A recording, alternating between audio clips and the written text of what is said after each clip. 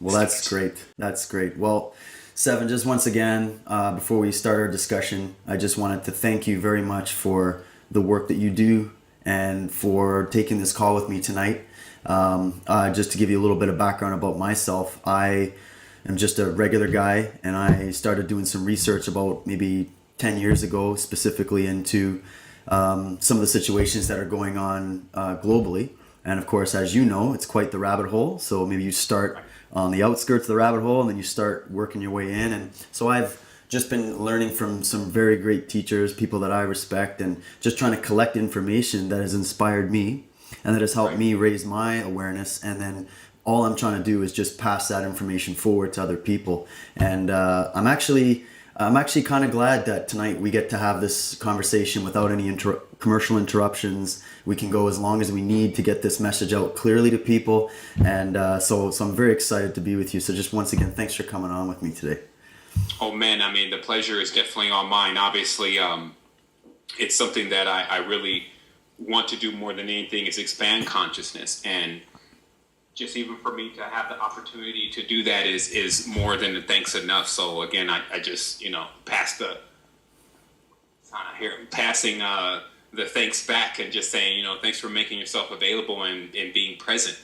And that's, I guess, all that's necessary these days to really get some expansion going on. So obviously during this conversation, it's going to I get a little excited, especially about the message. It does have that kind of power attached to it.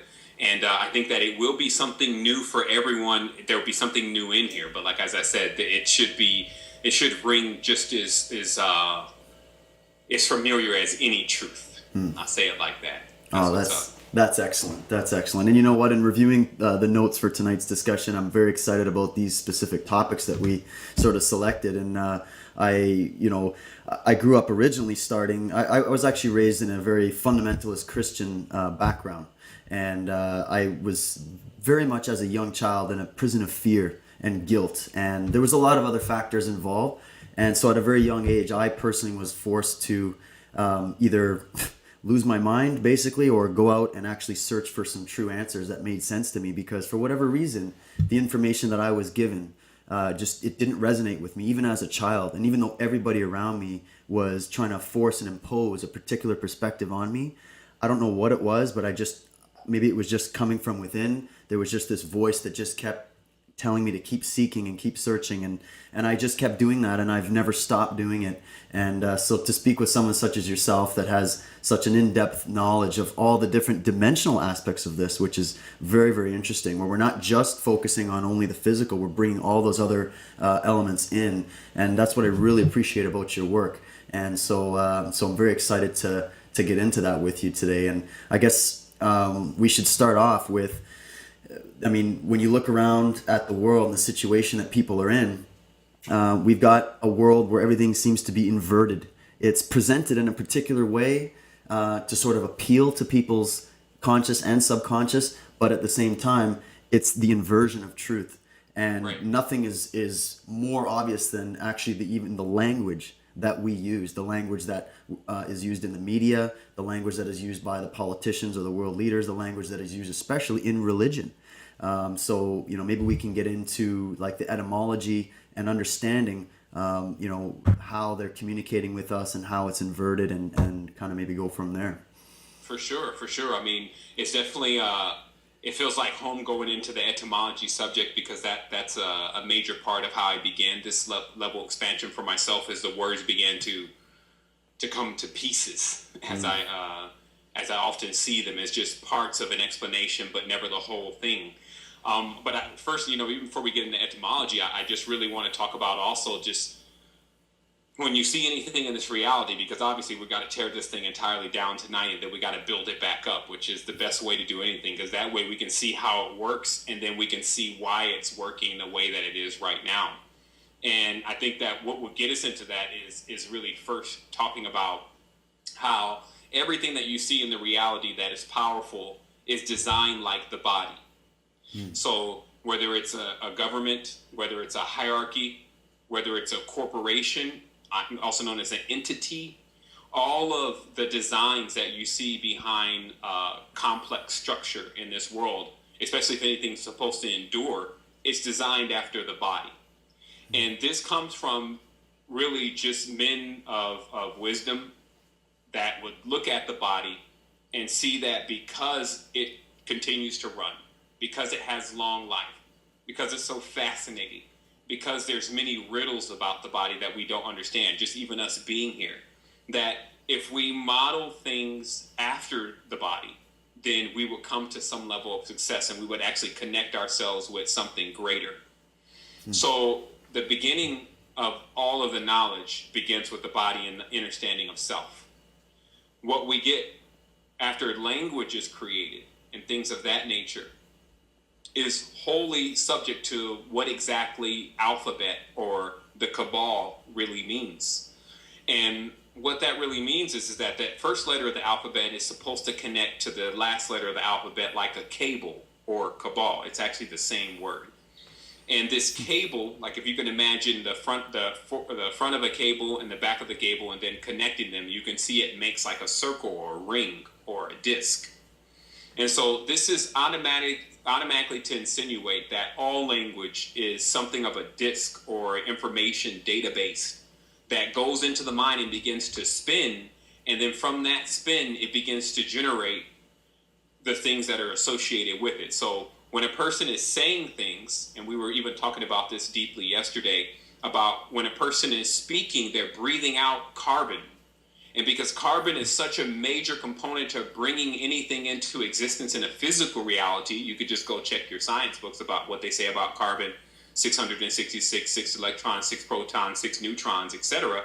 Then you can see even from that level why when people say something, it has a level of manifestation or power to it, of something that could occur in three-dimensional reality.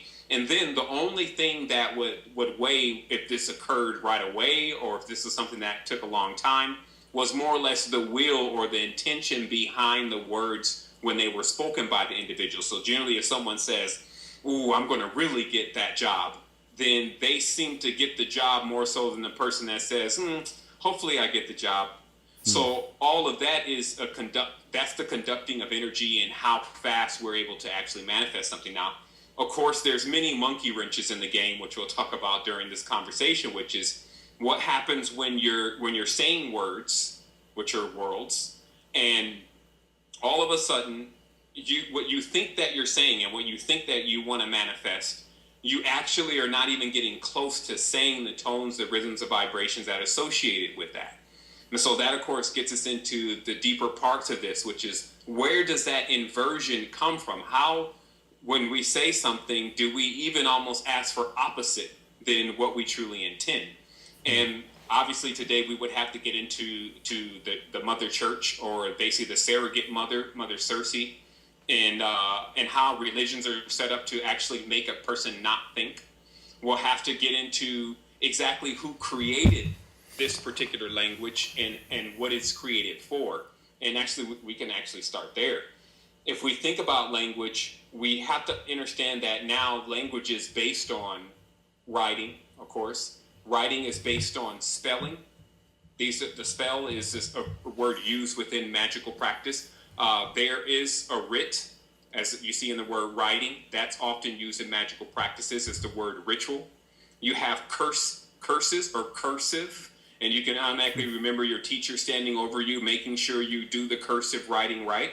So what we have is basically a complex system that, while everyone's looking to MK Ultra and everyone's looking to all of these different newer versions of subtle mind control, the original firmware program is not even being examined at all.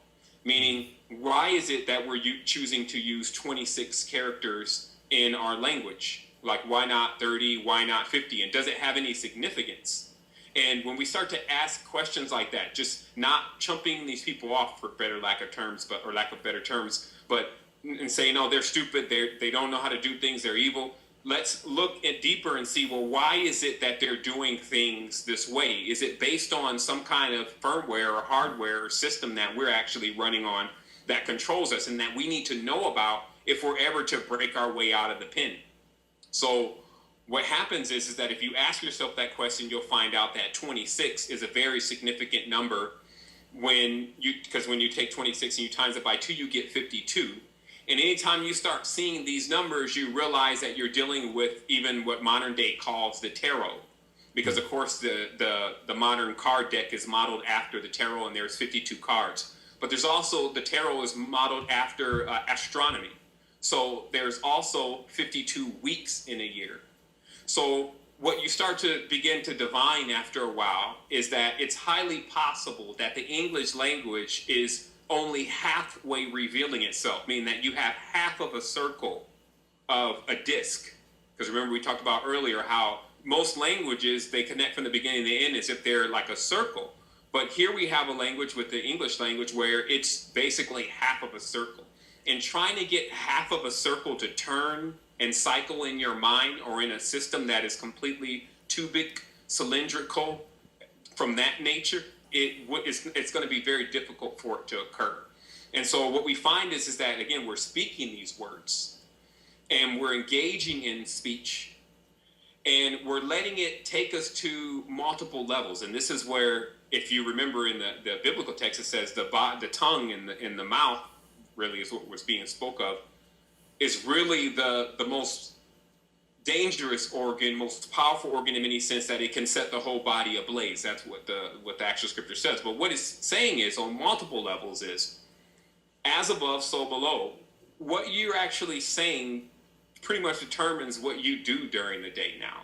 What you put in your mouth determines how your whole body feels. So in every tense, what goes on in this top part of the body is what is going on in heaven.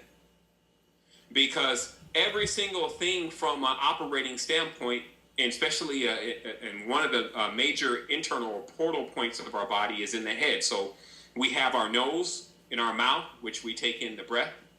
We have our ears where we take in the sound.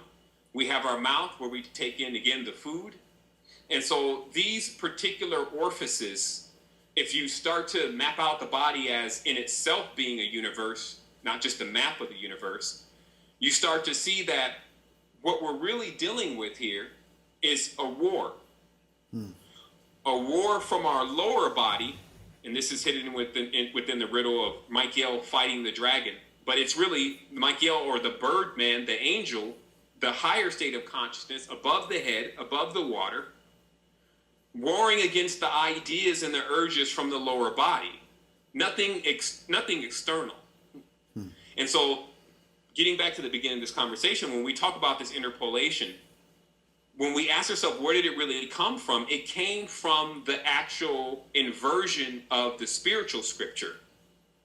All religion that you see now has defaced the scripture. Especially, it literally defaced it, taken off the face of who is the mystery person that they're talking about in Helios Biblia, or the Holy Bible, but Helios Biblia meaning the Sun Book.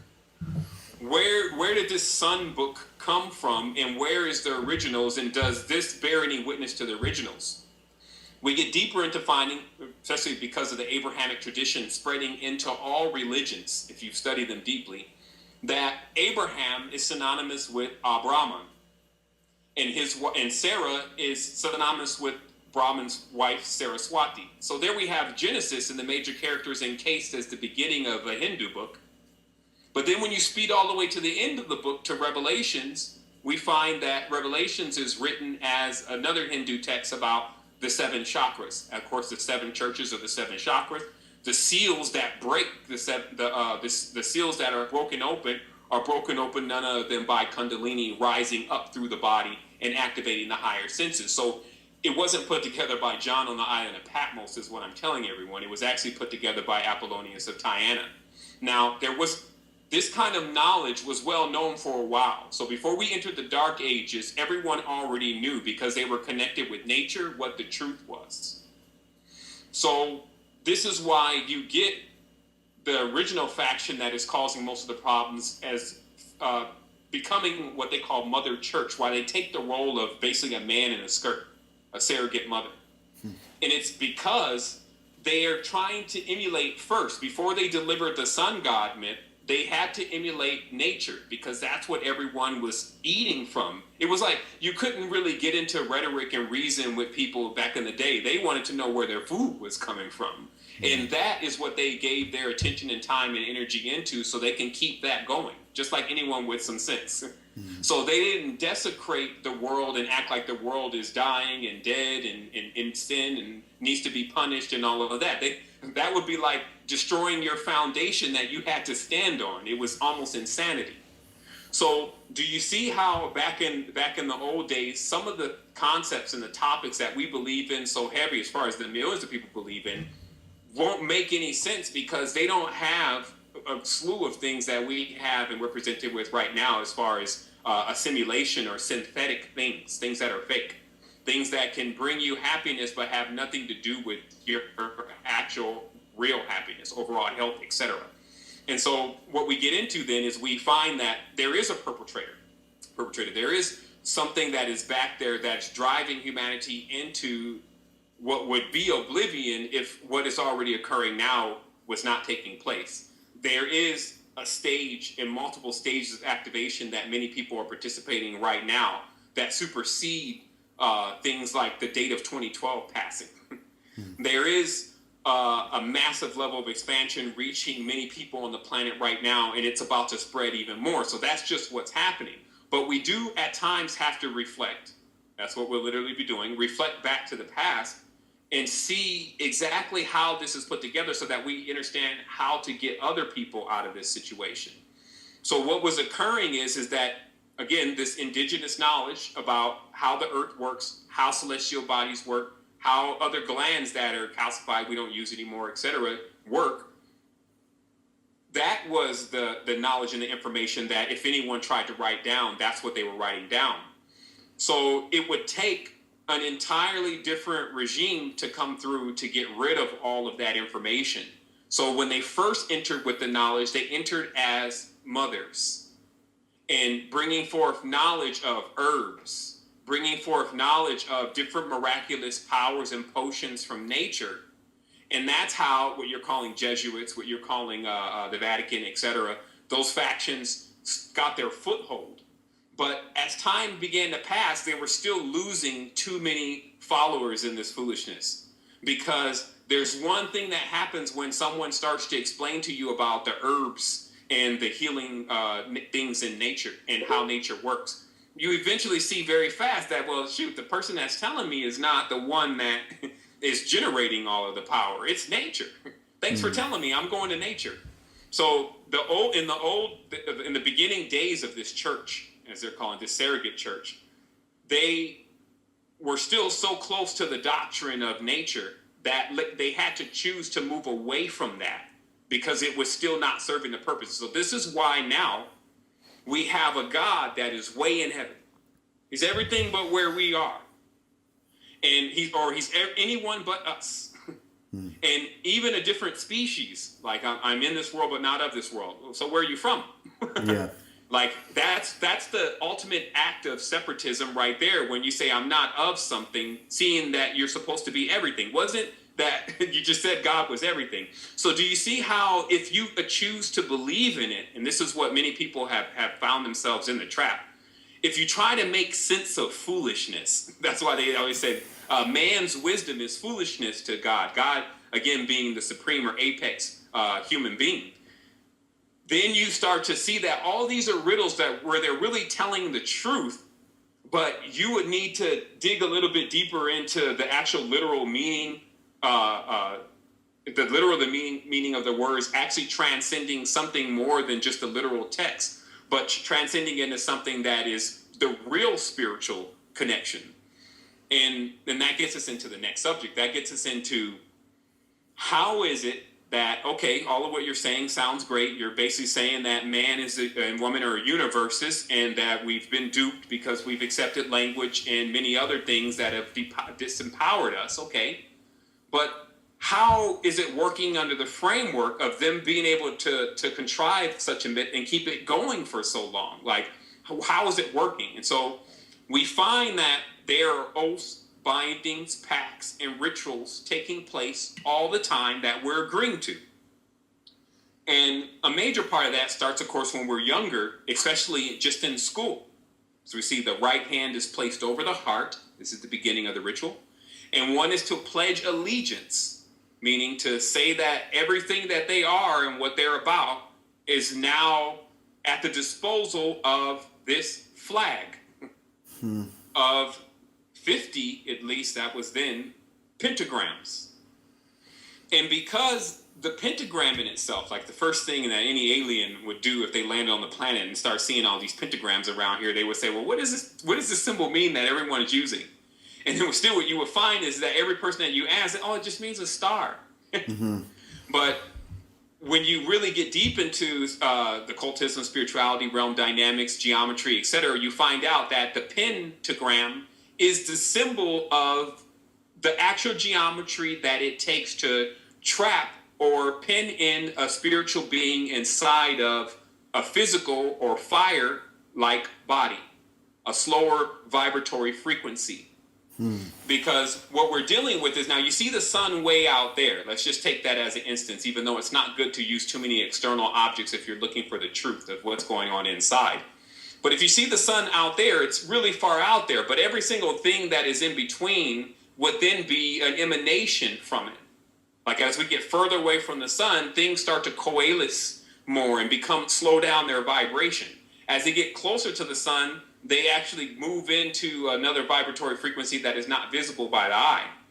And the reason why that I'm pointing this out is that we have to begin to see that when they call this symbol the blazing star, what they're talking about is one of the deepest levels of cosmogony that was ever uncovered on this planet, which was how we got into physical bodies and what they really are. And how that ties into our urges, meaning fire in Chaldean, and how that same fire, what we call passion and desire, is basically turning this world and powering this world as if it was combustion.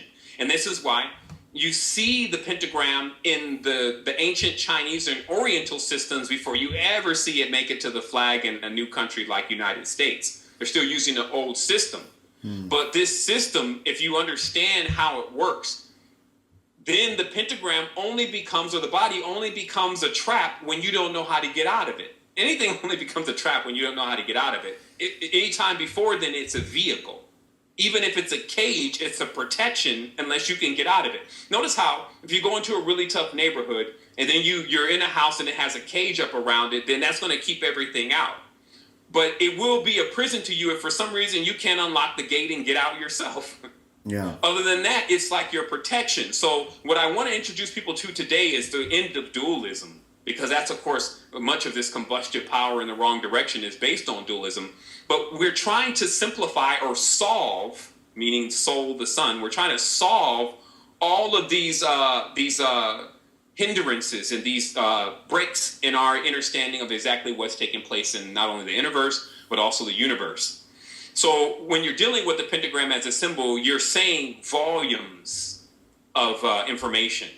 It doesn't mean it's the supreme, because it's still a piece. In fact, it's the ultimate epitome of peace. Like it's combustion, so it's continuously dividing itself. Notice how in the reality we have thousands of trees, thousands of insects. Everything here is about division.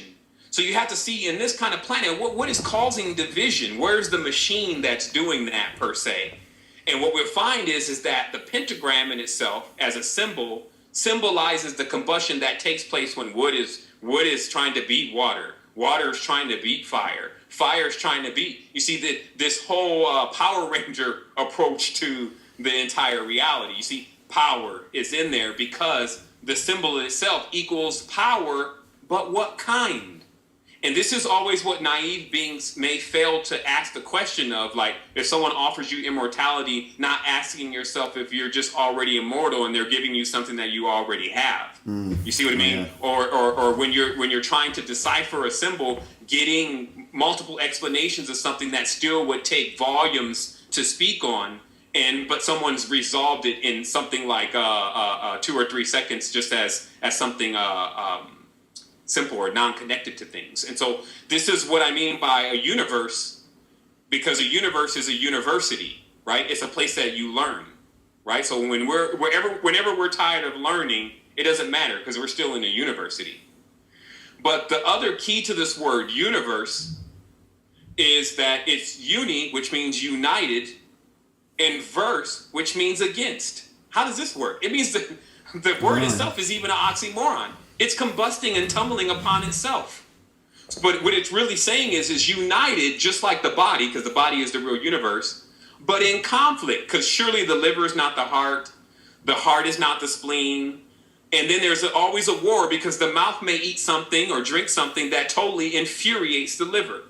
The eyes may see something that calls the gonads or the lower areas of the body to burn up in passion rather than burning up the byproducts of waste that they put in their body from food and things. So do you see, it's like we're literally in this magnificent vehicle greater than anything that we've ever created, especially iPhone 4 or 5 or Galaxy S4 or any of these devices. Something that we're living in, we're even creating in, but we don't even know the entire process to. Why not look into that? And I know that may be skipping the title or subject a little bit on that line, but why not look into ourselves to actually find out what is really going on here, but really do it based on some kind of system. And so that's, of course, what we're introducing today, but it won't be an introduction as if it's something new. It'll be ancient knowledge restoring itself to its proper place inside of a person. So I'm going to definitely let you to build a little bit, man. I know I get on these tangents about it, and we can get a lot more specific about some of the stuff that I mentioned, even because I may skip over things lightly. But yeah, man, there's no time limits. Oh yeah, no, that's great, and I love when someone gets passionate and goes on. I mean, I'm a student of learning too, and I'm just loving this because my mind's going in all kinds of directions. So this is great. One of the things I wanted to bring up, I guess, talking about the pentagram, was that I've always just seen it as a symbol, but it's, I guess what you're saying is it's how that symbol is used. I mean, and maybe we can get more specific because there's people that would say, okay, well, if you have the 3 points of the pentagram pointing upwards, then the symbol is, of course, a positive symbol. But then when you have it inverted, as in like, Luciferianism, Satanism, or whatever, then you have the inverted pentagram, which everybody thinks of as being the negative, right? So Right. maybe we can dissect that a little bit more, because maybe that's just basic. Let me elaborate on that, because that's exactly what I was talking about with these one-line explanations that these new people are giving, and they have no clue of what they're talking about as far as what it's really about, right? Because think about it. Now, the geometry based on it is 72 degrees. Like when you look at the distance between each line in the star is 72 degrees. It's 5 of them, so when you take 72 degrees times 5, you get 360. So that's 360 degrees, a perfect circle.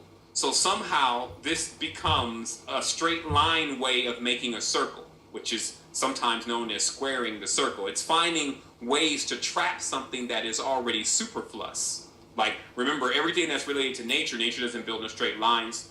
Or it feels everything that's connected with the higher states of consciousness as far as light waves and spectrums concerned are moving like cones and spirals and things of that nature. They don't have straight lines. So in every tense, what we're talking about with this symbol is we're talking about, again, volumes of information. But what we're also saying is that notice how it connects more than it does with a perfect circle with phi, This is the quotient of math that is supposed to produce the most puzzling riddles, okay? And this is because if you think about the human being is the quotient that produces the most puzzling riddles. So you see how they start already tying this symbol into man, which is what Da Vinci drew out. He was closed-lipped because he had already discovered it, what was going on, and why they were utilizing this particular symbol, because they had come into the knowledge of how to put spirits into fleshly vehicles. This was PlayStation for these ancient beings. You see what I mean? Yeah. They were already figuring out, like, how did you get the goat? How did you get the dog? How did you get all of these different entities, and what made them in these different measures?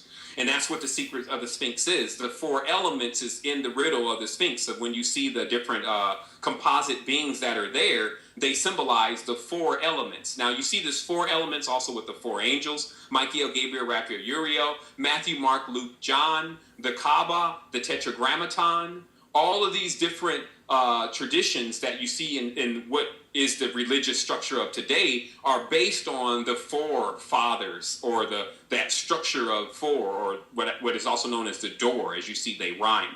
So this is how you can start to take, if you really understand numbers, if you really understand these letters for what they are, you could take them completely apart and basically reverse engineer exactly how this particular reality was created. So then when you know the way in, you also know the way out. So to me personally, there's nothing that I really shy away from as far as understanding it. But that doesn't mean that I got to go and worship it and draw it on the ground and do all sorts of weird stuff with it, because now you're into the external version.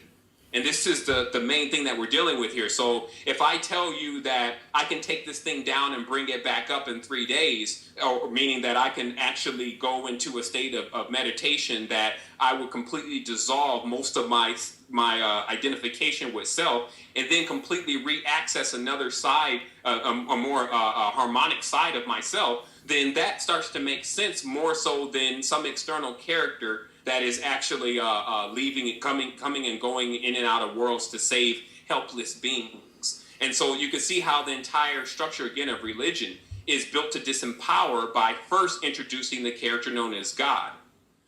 Once we're looking outside for something, again, that's inside, that's the first level of disempowerment. So once again, we have still,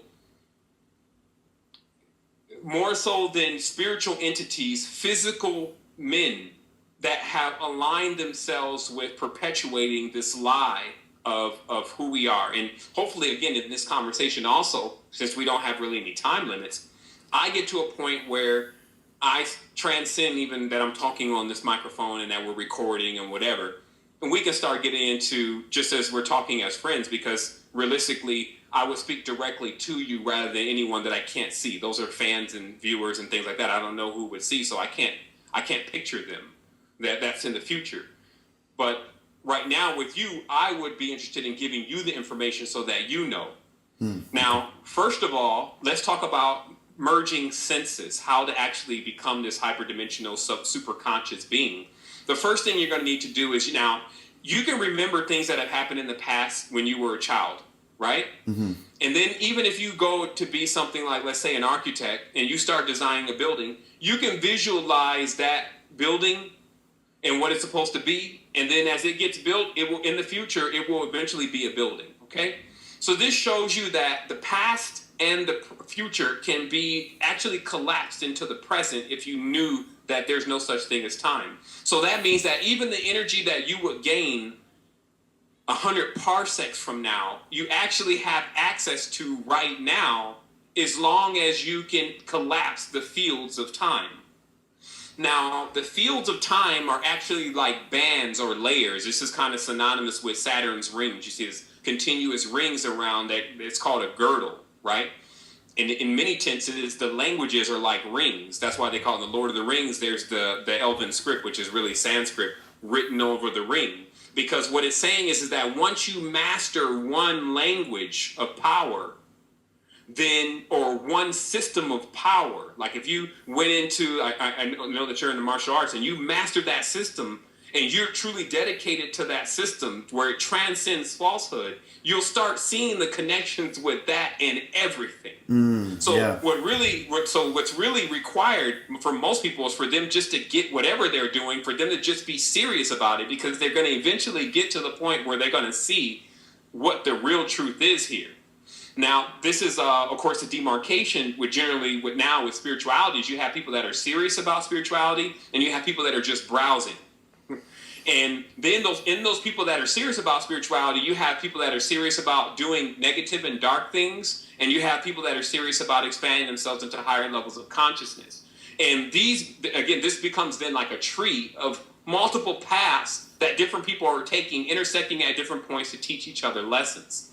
So I would say in every tense, and let me just rewind here again to not get just ahead of myself, that I'm telling you 100%, if there's anything that you leave from this conversation today, know that you did not forsake yourself, meaning that you actually didn't leave yourself stranded in this situation that you may find yourself to be in right now, because you put yourself inside of what is necessary to get you to where you need to go. Meaning that because the body still does contain the ability to become a launch pad for the soul and several mental bodies, it always means that this is an optimistic situation going on here, no matter how it may seem. You're immortal, so you can't die. The worst thing that can happen here is that they can kill you. So even the worst thing to the universe is actually not the worst thing. It's a part of something that we invented. Now, when I say we, it's because man's law holds over, man and woman's law holds over other men and women. This means that if another man makes a law and we agree to be aligned with that man, then that law holds for us because we're all of the same species. Now, in Earth, all of the animals are under the law of the Earth, not man. That's why when the seasons change, the man's not responsible for it getting cold and getting hot, even though they want to love to play with that right now. It's only to thwart something that's already occurring, not to actually originate it. So what we're dealing with is that there are several cosmic vibrations and emanations that are coming from not only Earth, but other celestial bodies such as the moon and other bodies in our proximity that are actually influencing most things that are operating in the animal state of consciousness, which of course is below the neck. The head itself is the globe of the body. It's the real planet. Everything else is more or less attachments of animal bodies. You can figure something like Voltron in this tense where we add on senses. That's why there's these 5 attachments. We are adding on senses of animalistic traits. So the sight of a bird, the actual speed of a serpent, the actual so you see how this, again, like I said, the PlayStation comes to mind here, because now we have individuals that know how to take the essence of other living life forms and gain those essences and then call them senses.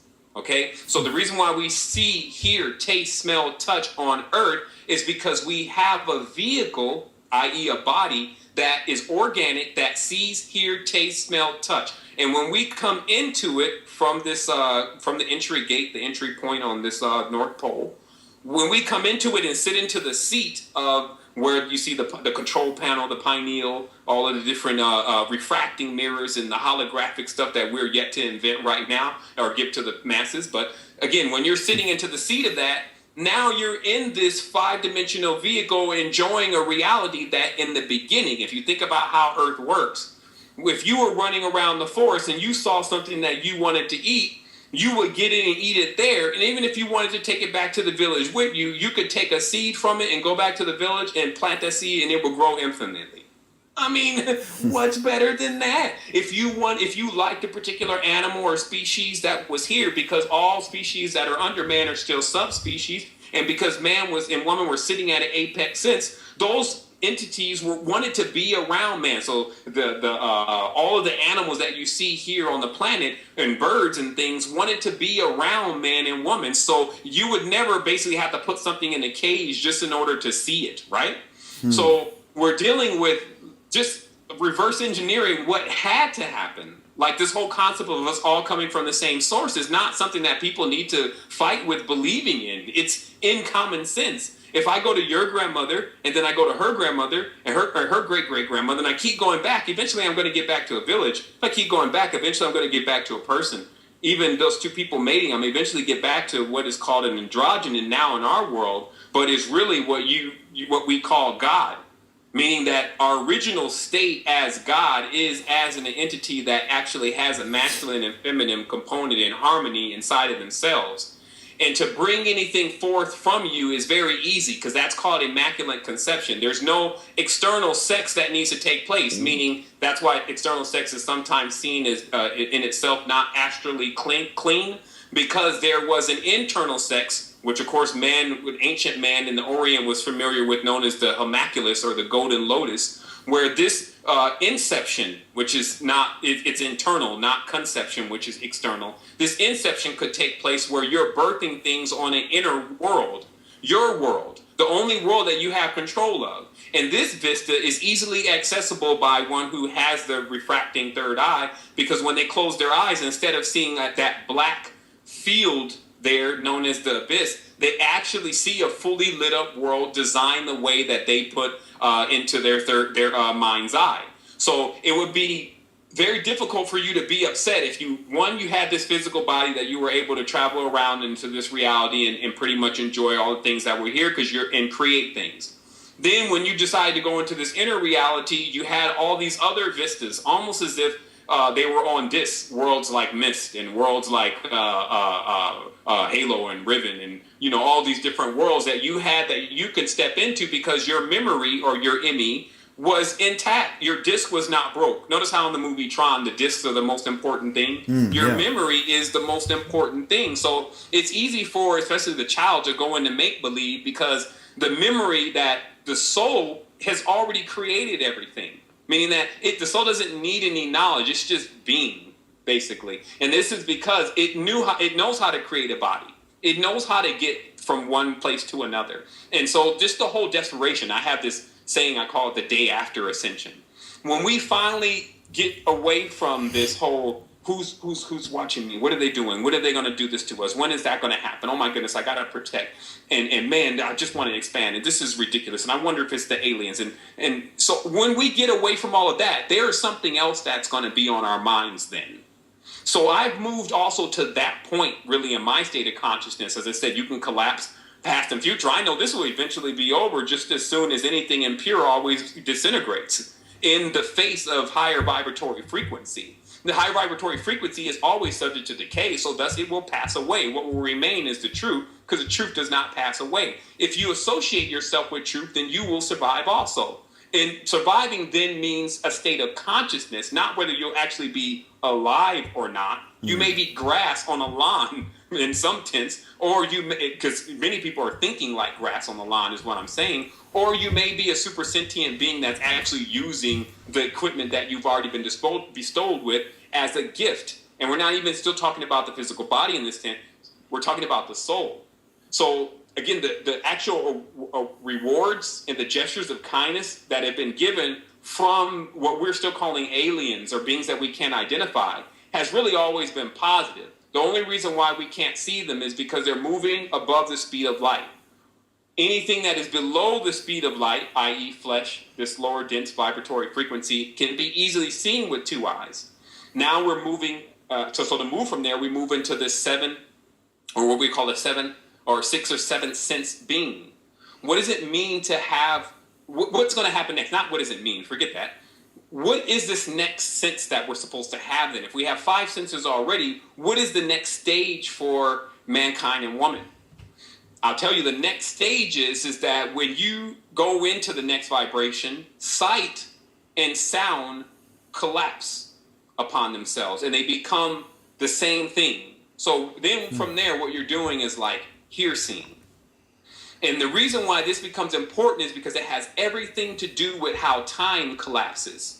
Because everything that makes a sound, if you see a sound as like a tube, you can see it. So thus you can travel to it. And I want to make this very clear to people. When you move into higher vibratory frequencies, you don't have the actual dense physical body anymore. So you're able to compress yourself into a minuscule and move through the tube of the sound of where it is that, or what's actually making a noise that is attracting you to discover what it is.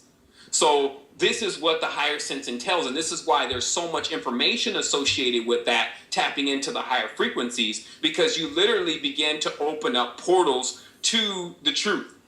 There becomes a throughput between you and information. And so, it's quite amazing, again, once you can begin to visualize that, again, the body is a universe. The only knowledge that is being hidden, the only secret that is being kept here on this planet is about humanity actually being in themselves individually universes. And that's the truth. However long it takes for that truth to get to humanity is how long they're going to actually be here. Because that has a lot to do with their will, their encouragement, and everything. Because if they're telling a person, well, you're a human, and humans are, born in error and all the rest of what they come with, and that also media does the new job of it. That's why they were rushing to erect this new media stream. And so now everyone is fake and superficial. So when a person looks at themselves and they say, well, I'm not like Kardashian, and we're just talking about the masses here. I'm not like her, so and then they feel like they're somewhat demoted, even though they've set basically a demigod over them, because there's nothing about Kardashian that has anything to do with massive levels of spirituality. That's just the truth. So what happens is when a person has been debased like that, then they can get put under dominion, and that's why. That's again in the animal sense world. That's why the Latin word for Sunday is Domingo, because they change up all the concepts of who the sun god is. To go back to the what I was talking about earlier, when they had the mother church, and the mother church concept, Mother Circe, wasn't working for them. Like I said, men in dresses with wigs on wasn't working. They decided to let's make it a little further away. Let's make it the sun, something that people can't not get to according to what they think, and they'll definitely have to go inside to get it.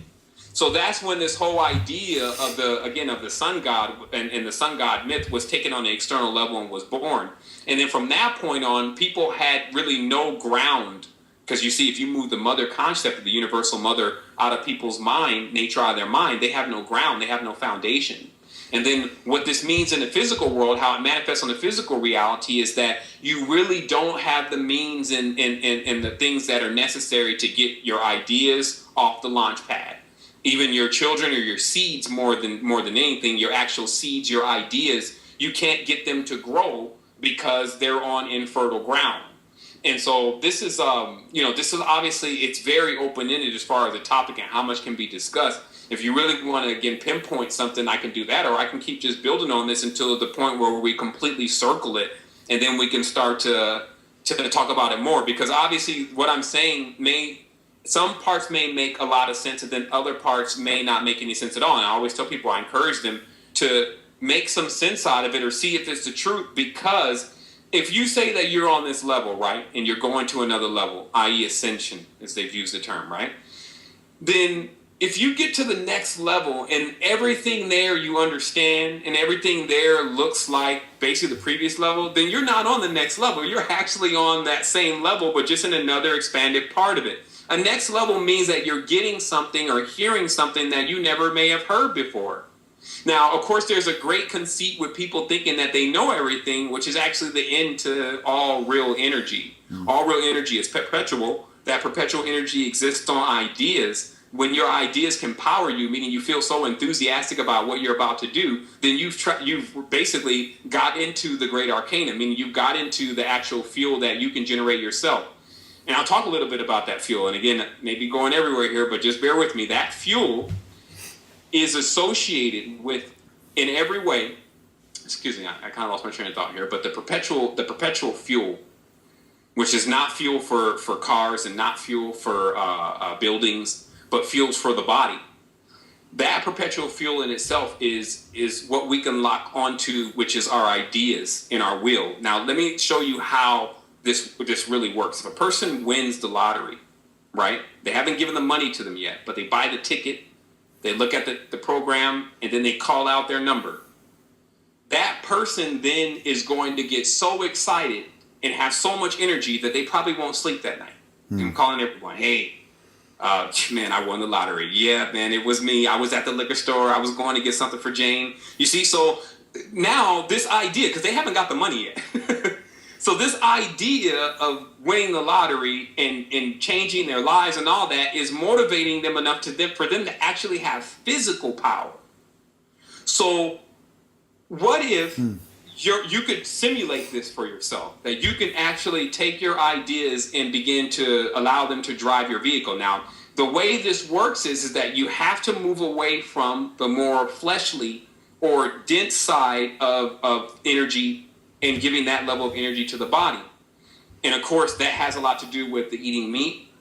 That has a lot to do with eating the artificial foods, of course. But basically anything that if you're feeding the lower body more than the upper body, which the upper body eats essence, eats crystals, eats knowledge, eats all of the stuff that, as you see, when you eat food, it goes down here. But when you eat minerals, some of them go up here. So all of the ethereal items, like I said, crystal essence, minerals, Ethereums, golds, those kind of things, all those go up here, while food and things is going down here. So maybe I just need to take a break for a minute and get some drink. But what I'm saying is that move to where your ideas can actually power where you're going, all you do is do a little what's called terrain modification. You switch your normal intake to what kind of energy you're taking in, and you stop omitting elements such as Shilajit is a very powerful element. It's 85 minerals pulled from the base of the Himalayan mountains. You get that kind of stuff in the system versus, who knows what people are putting in their system today. And then the mind, body, and soul actually have the fuel that is necessary to do the things that I'm talking about. Because some of the stuff that I may be saying, people say, well, you're saying that, yeah, ideas can power you, but I need to get some type of substance. I need to get some type of money. So I'm just explaining the whole thing about how if you get control of your energy system from one point and you just start working on it from there and continuously building on it with this level of knowledge that I'm presenting, then you eventually become in complete control of the vehicle. You put yourself back on the throne.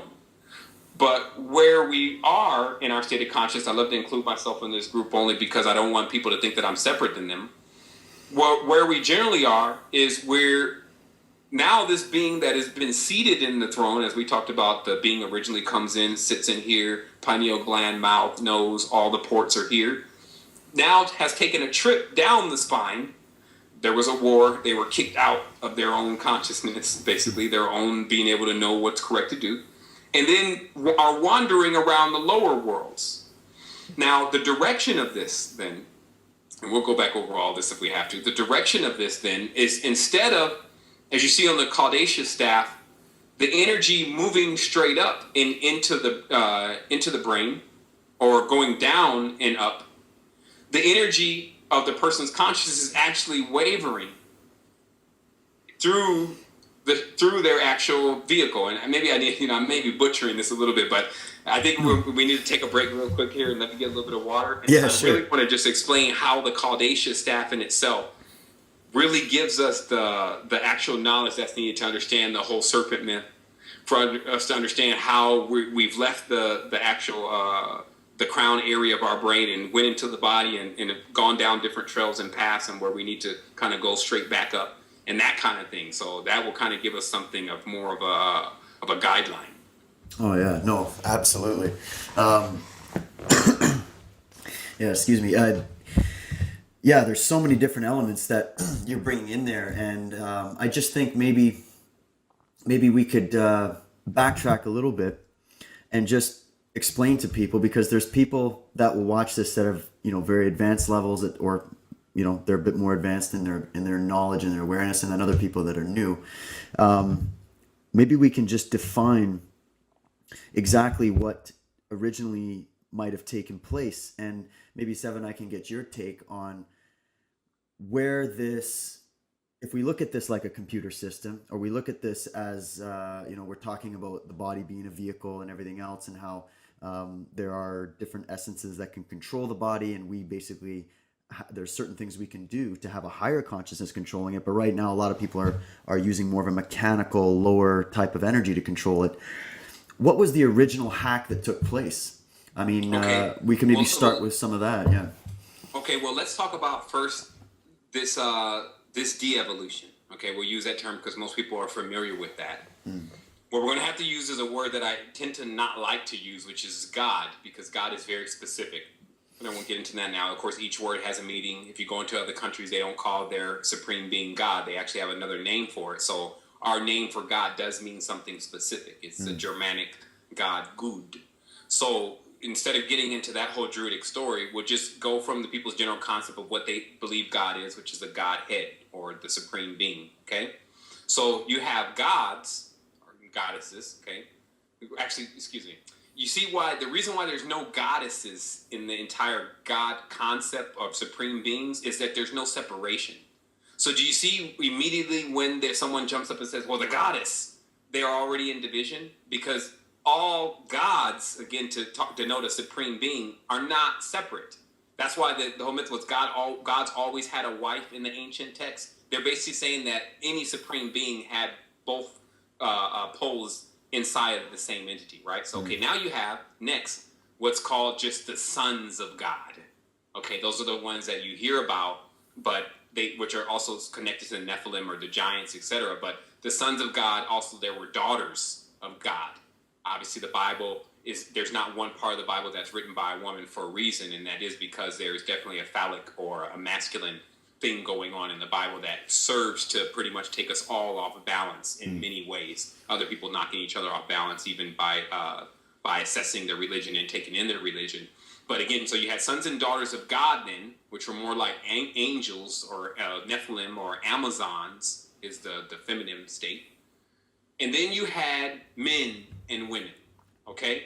So that's the first thing that people need to see, is that the physical body is already 3 levels down. The physical body polarized into a sex is already 3 levels down of what we originally started as, okay? The second thing is that the riddle about this is encased within the book of Genesis, but it talks about this tree of the knowledge of good and evil that's inside of the garden, okay? Now, this knowledge of good and evil, because all this stuff should not be too far off of proving from something that you're seeing happen even within our children from the time that they are born to when they become adults. This knowledge of good and evil has everything to do with what we call puberty. It's actually when the child switches from this innocent state of not knowing really even good from evil. Like the child's just laughing, everyone's at the funeral crying. The child doesn't know what's going on.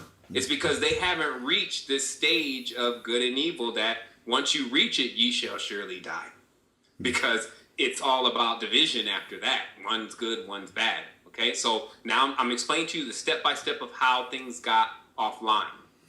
So this knowledge of good and evil was connected back to original act of reproduction.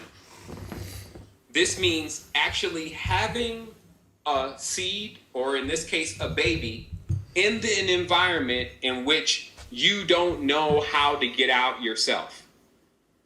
Now, we need to ask ourselves this question. So many people are fathers and mothers. I have a child. If we don't know about what's going on here, and we don't know how to get out of the body, which is something you can do while you're in a physical body. There's many people that have tested to it, many people who are now professionals at it. Why would we really want to bring another seed into this world and get them trapped too? And not to mention, who are they? Wouldn't they then be another part of us on another string of a biorhythm? So if we happen to basically keep getting ourselves stuck here because nobody in our whole species knows how to get out of here, then we don't have a glass elevator going out of here all the time with people leaving and coming into Earth based on how many people are here and how, the weight of Earth and how much it can really take. We have 6-7 billion people with no place to go and feeling like they're going to run out of everything. Okay? So we need to realize that this first act of sex, also synonymous with the number 6. 6 is sex. It's the same word. You just remove the vowel. SX. We're not talking about Nissans. But this whole act of actually creating without knowing what we're actually doing is something that started our grief. That's why it says they say to the woman that the more you bring forth, the more it will bring more, it'll reap thorns and thistles for you. It'll be more trouble for you.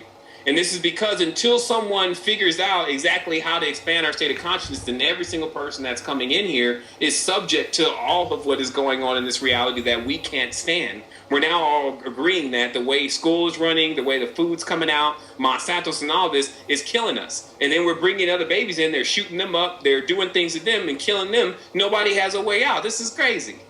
So what happened was, again, is that, now going back to the original act then, it's about responsibilities then, because the first child that, if you see in the Bible, was brought forth was Cain. Okay? Now, Cain is a code word.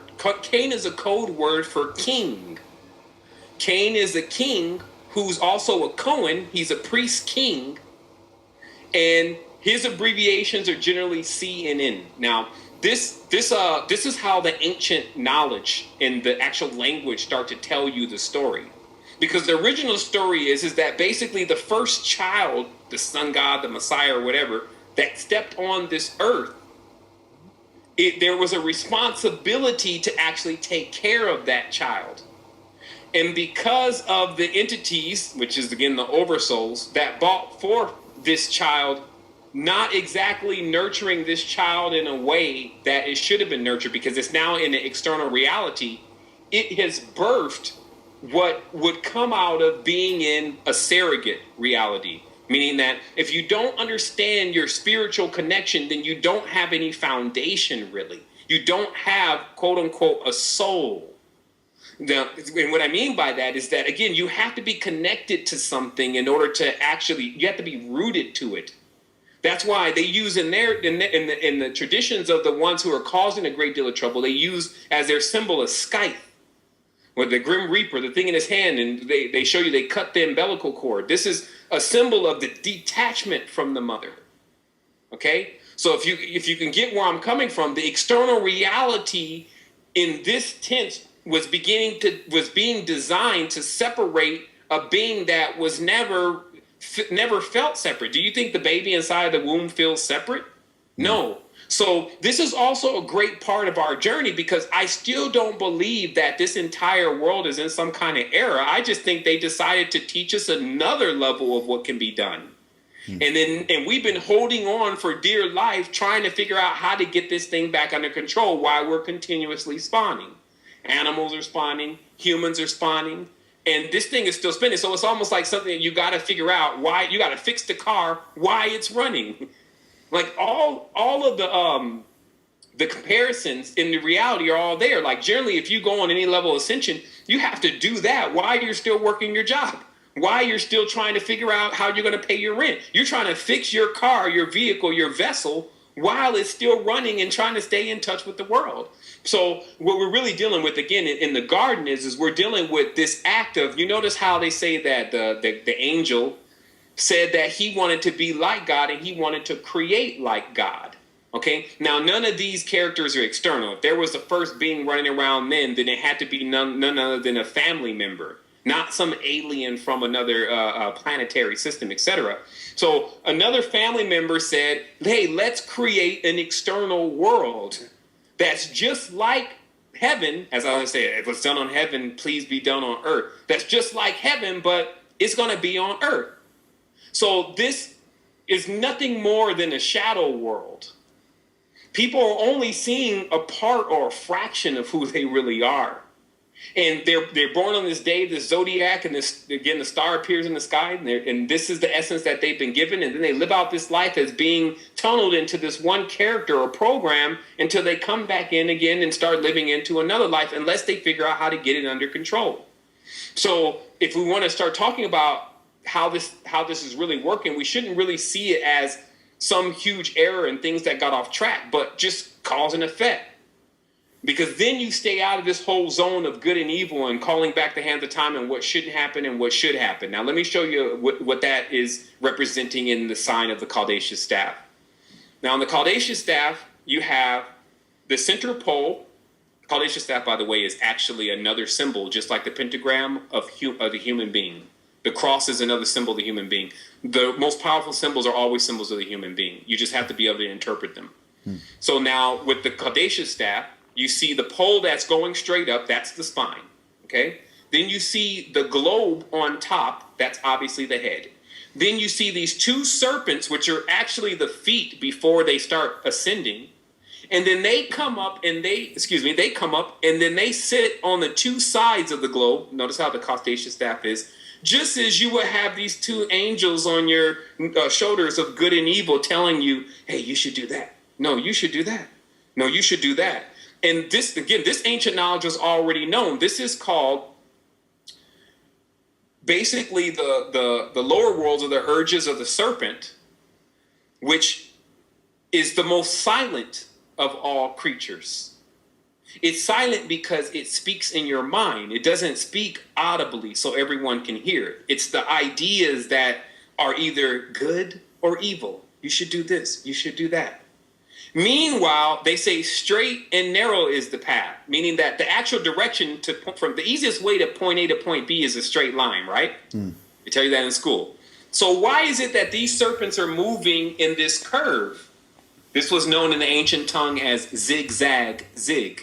This means that they're, instead of going straight and narrow to the prize, they're moving through the worlds, just like you see the Sapphire. They're moving through these different worlds. So one day they're over here, the next day they're over there, and next day. But it's going to take a long time for them to actually get into where the real harmonics is. So this teaches you as a metaphor, the good and evil are just different variations of worlds that are basically offshoots of the path. While we're considering good and evil, why don't we just go into action? So, because that's the real thing. Like, if we sit back all day complaining about all these different individuals, we're going to burn up our time. And that's why they also say the serpent is synonymous with time. It loves wasting time. So, all the symbols, again, that are used in our theology are real symbols. Also describing, now, again, we take these same symbols, and like I said, you can write volumes on them. Now, these same energies that are moving through the body are Kundalini. Now, the black snake is in control of the physical world. Anyone that you know that knows about the occult and is really involved in the dark side of the occult, basically, they know that the dark current known as Irazuli runs through the Venusian voodoo system, also called Yoruba, which is why they named it Europe, and why you see Europe on the stride of a bull. So you're dealing with basically stuff that you can't even really comprehend unless you have a dark mind. So just stay away. You know, it's their best bet. Likewise, stay away from ultra-programmed seraphim. This is other individuals, and there's a few running around in the spiritual world. They work for what's called a realm of high-rank ascended seraphim masters. And they want to basically ethnically cleanse everything.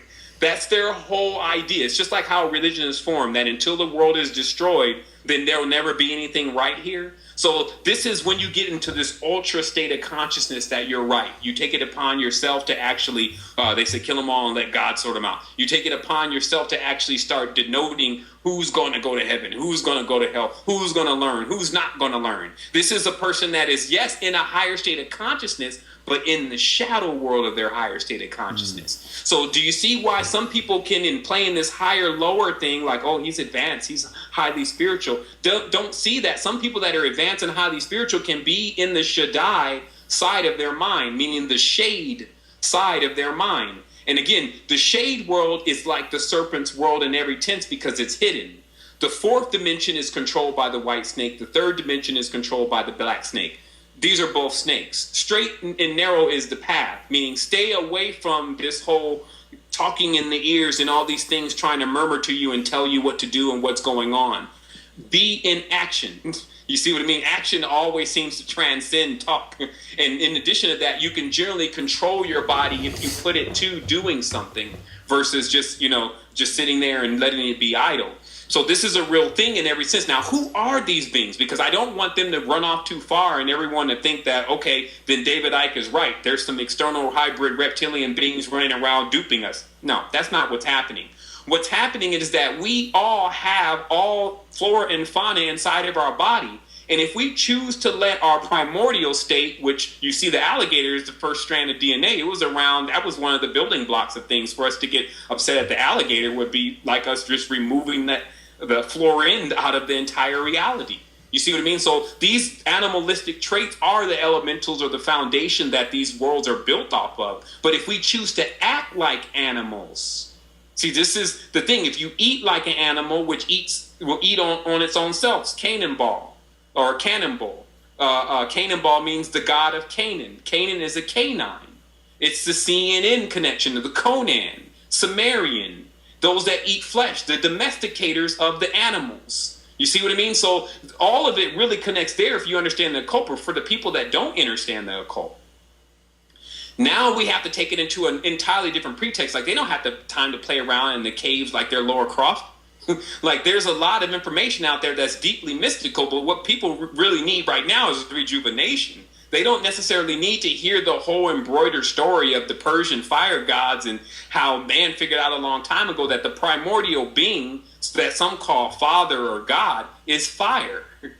Like look in the Yod symbol tells you that. That sums up the entire Kabbalah in Hebrew, one symbol. The Yod is the flame. Everything comes from fire. Why? Because everything dissolves in fire. When you use fire, it ignites. and it comes from nowhere, meaning that when you strike two objects together, you immediately make fire appear. But you notice how fire only appears when there's some level of conflict. Either it's two chemicals that are opposed to each other, or two items that are struck together with force. So you see how the primordial sense has, if we start to try to adapt it in this further stage in our consciousness, will only bring pain to ourselves. Because when you were around, when there was no such thing as pain, when people were, or not people, but beings were standing in the sun, because there was no concept of something being hot, all that wasn't invented yet. So we've been developing these worlds. Like, this is aeons of work put together in this environment, and surely it's not going to be disintegrating anytime soon. It's not designed like that. Your whole dream is designed to, when you die, you wake up in another world. So there will not be any end as far as how they denote it here. So the best thing is to get in control, to learn how to surf the cosmic wave, to see now that the great arcanum is right here and ready for you to actually assess it for yourself and to apply it. You are the candidate. You are the initiate. Not all of this external lines and degrees. And the degrees are based on fire. You see how fire is measured in degrees? Degrees of fire are degrees of the spirit. Not anything to do with, because of course the spirit is fire, soul is the sun, Latin word for soul. Not anything to do with some external books and some medals and badges and some over trumped up terms and then telling you that you've succeeded and done something.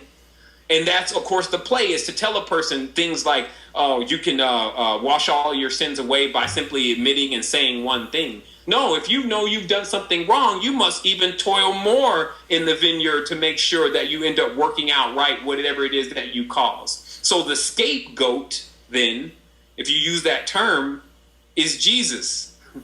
And that goat is the goat of Mendes. So that's why, again, we're getting into occult stuff here, but that's why for those who pursue spiritual knowledge, and then they start going into some of these the real magical books, even some of them that cost $40,000, these magical books, you see Jesus in there. You see the name being used, because the whole rite and ritual is from a land that all the prisoners went to, which is Egypt. Egypt was a land of prison. A prism, which is a triangle, right? A prism is a prison. So the first knowledge of how to trap light. So if you're wandering around the world, you have people that were studying flesh. You have people that were studying trees. But the highest level of teaching, i.e. Atlantean, that A is a pyramid, was done in Egypt. And that knowledge was about the weights and the measures of souls, how to put light and trap light into an actual vessel. So, and you see that knowledge being used today. And so how this incarnation process works, and this is important, some other stuff to ingest very deeply, is now that you're on Earth, now the primary goal of the DNA that's wired is to survive, right? It's been trained and now survive. So it now must reproduce. This comes as a heat and a burning passion to a young man, right? It's a heat associated with it. But now you got two roads here, because either Kundalini is going to go down or Kundalini is going to go up. And that's going to determine everything about how you experience life after that.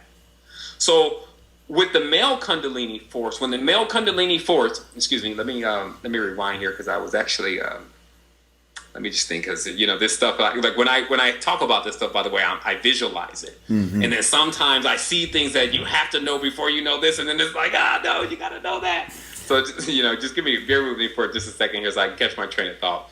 But just to talk about, again, just to leave that for a minute and go to something. And you'll probably just have plenty of stuff to just chop up and put into different places. And I'm sure it'll come out as a complete message. But to see this completely as this energy system, which is known as Kundalini, you have to see that to answer the question then, because some people have this other question about, if Kundalini then, because I tell people that Kundalini is definitely tied into how much current and currency that they have in this world, right?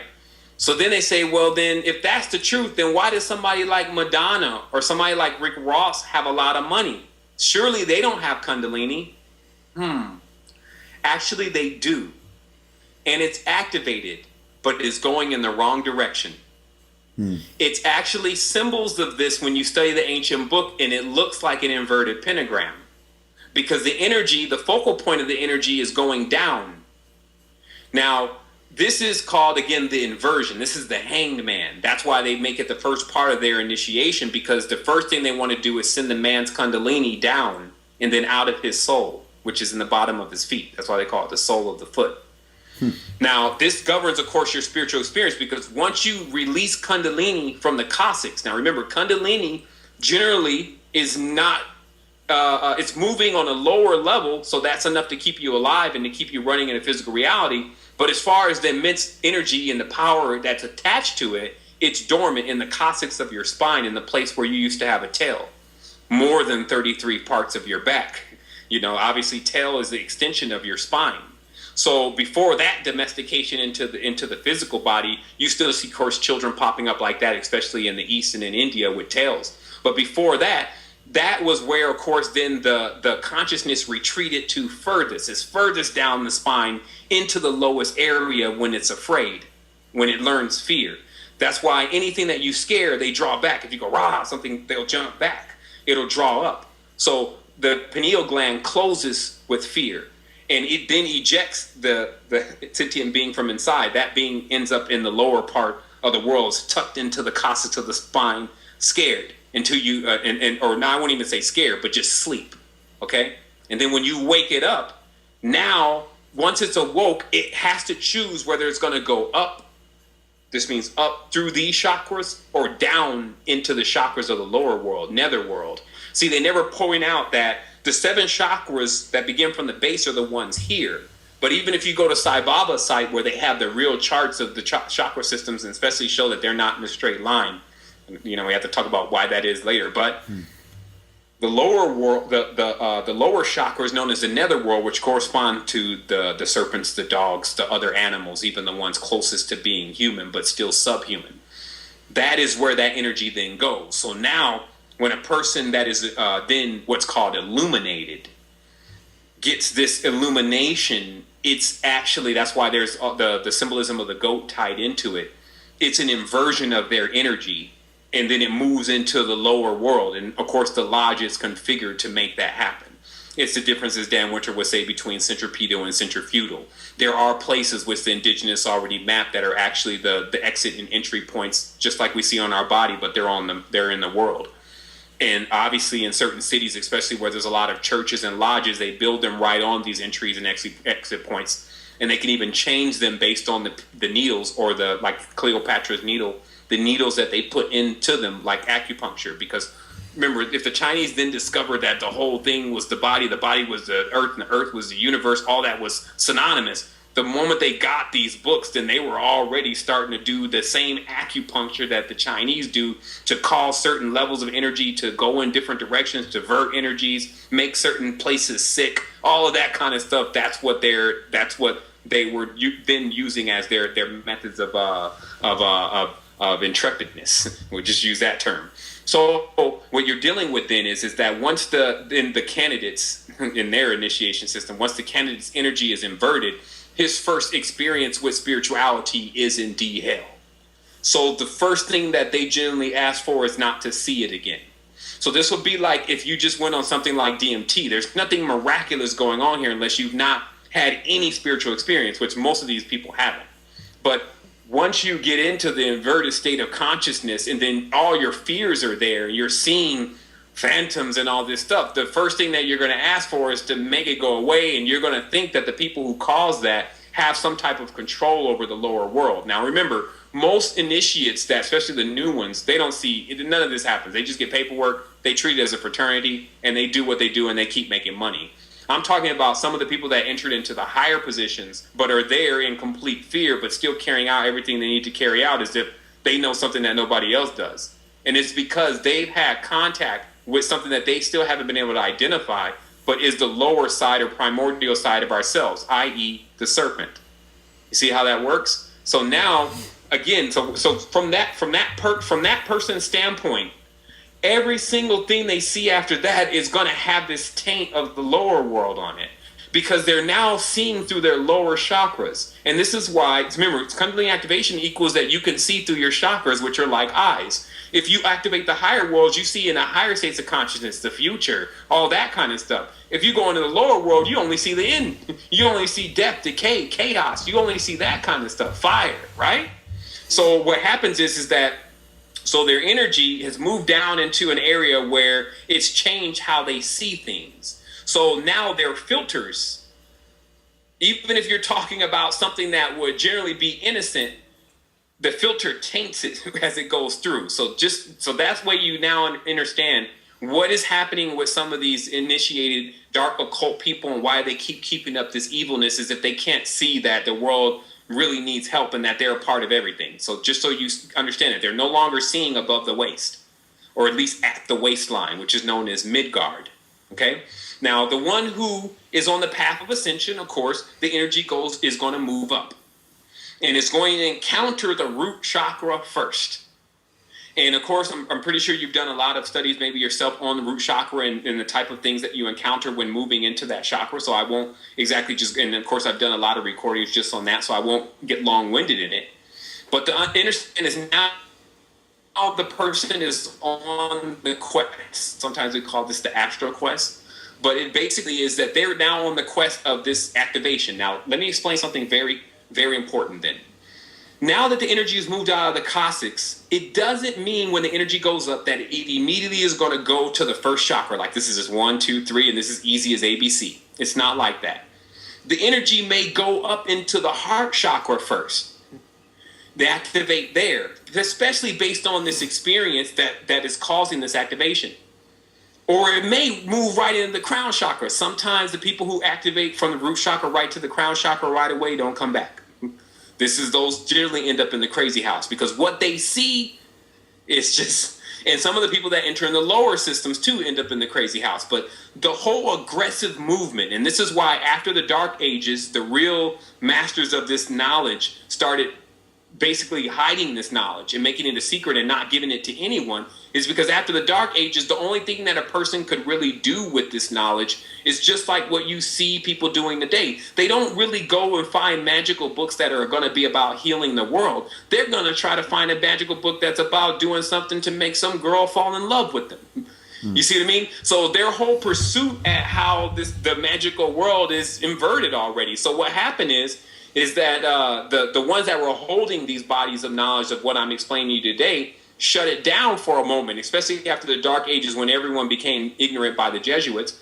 They shut down giving out this knowledge and information because it was doing more harm than good. Now you had activated negative entities running around the planet with stuff that they could do with their mind or lower body, and then abusing their entire structure. So again, to really see this then, is you see then yourself at every single point of this. That's why the human is a hyperdimensional being. You're not just this physical entity standing here. You're not just this person running around the dream world, which is quite extensive these days especially. And you're not just this other entity inside the coccyx or in one of these chakras hanging out.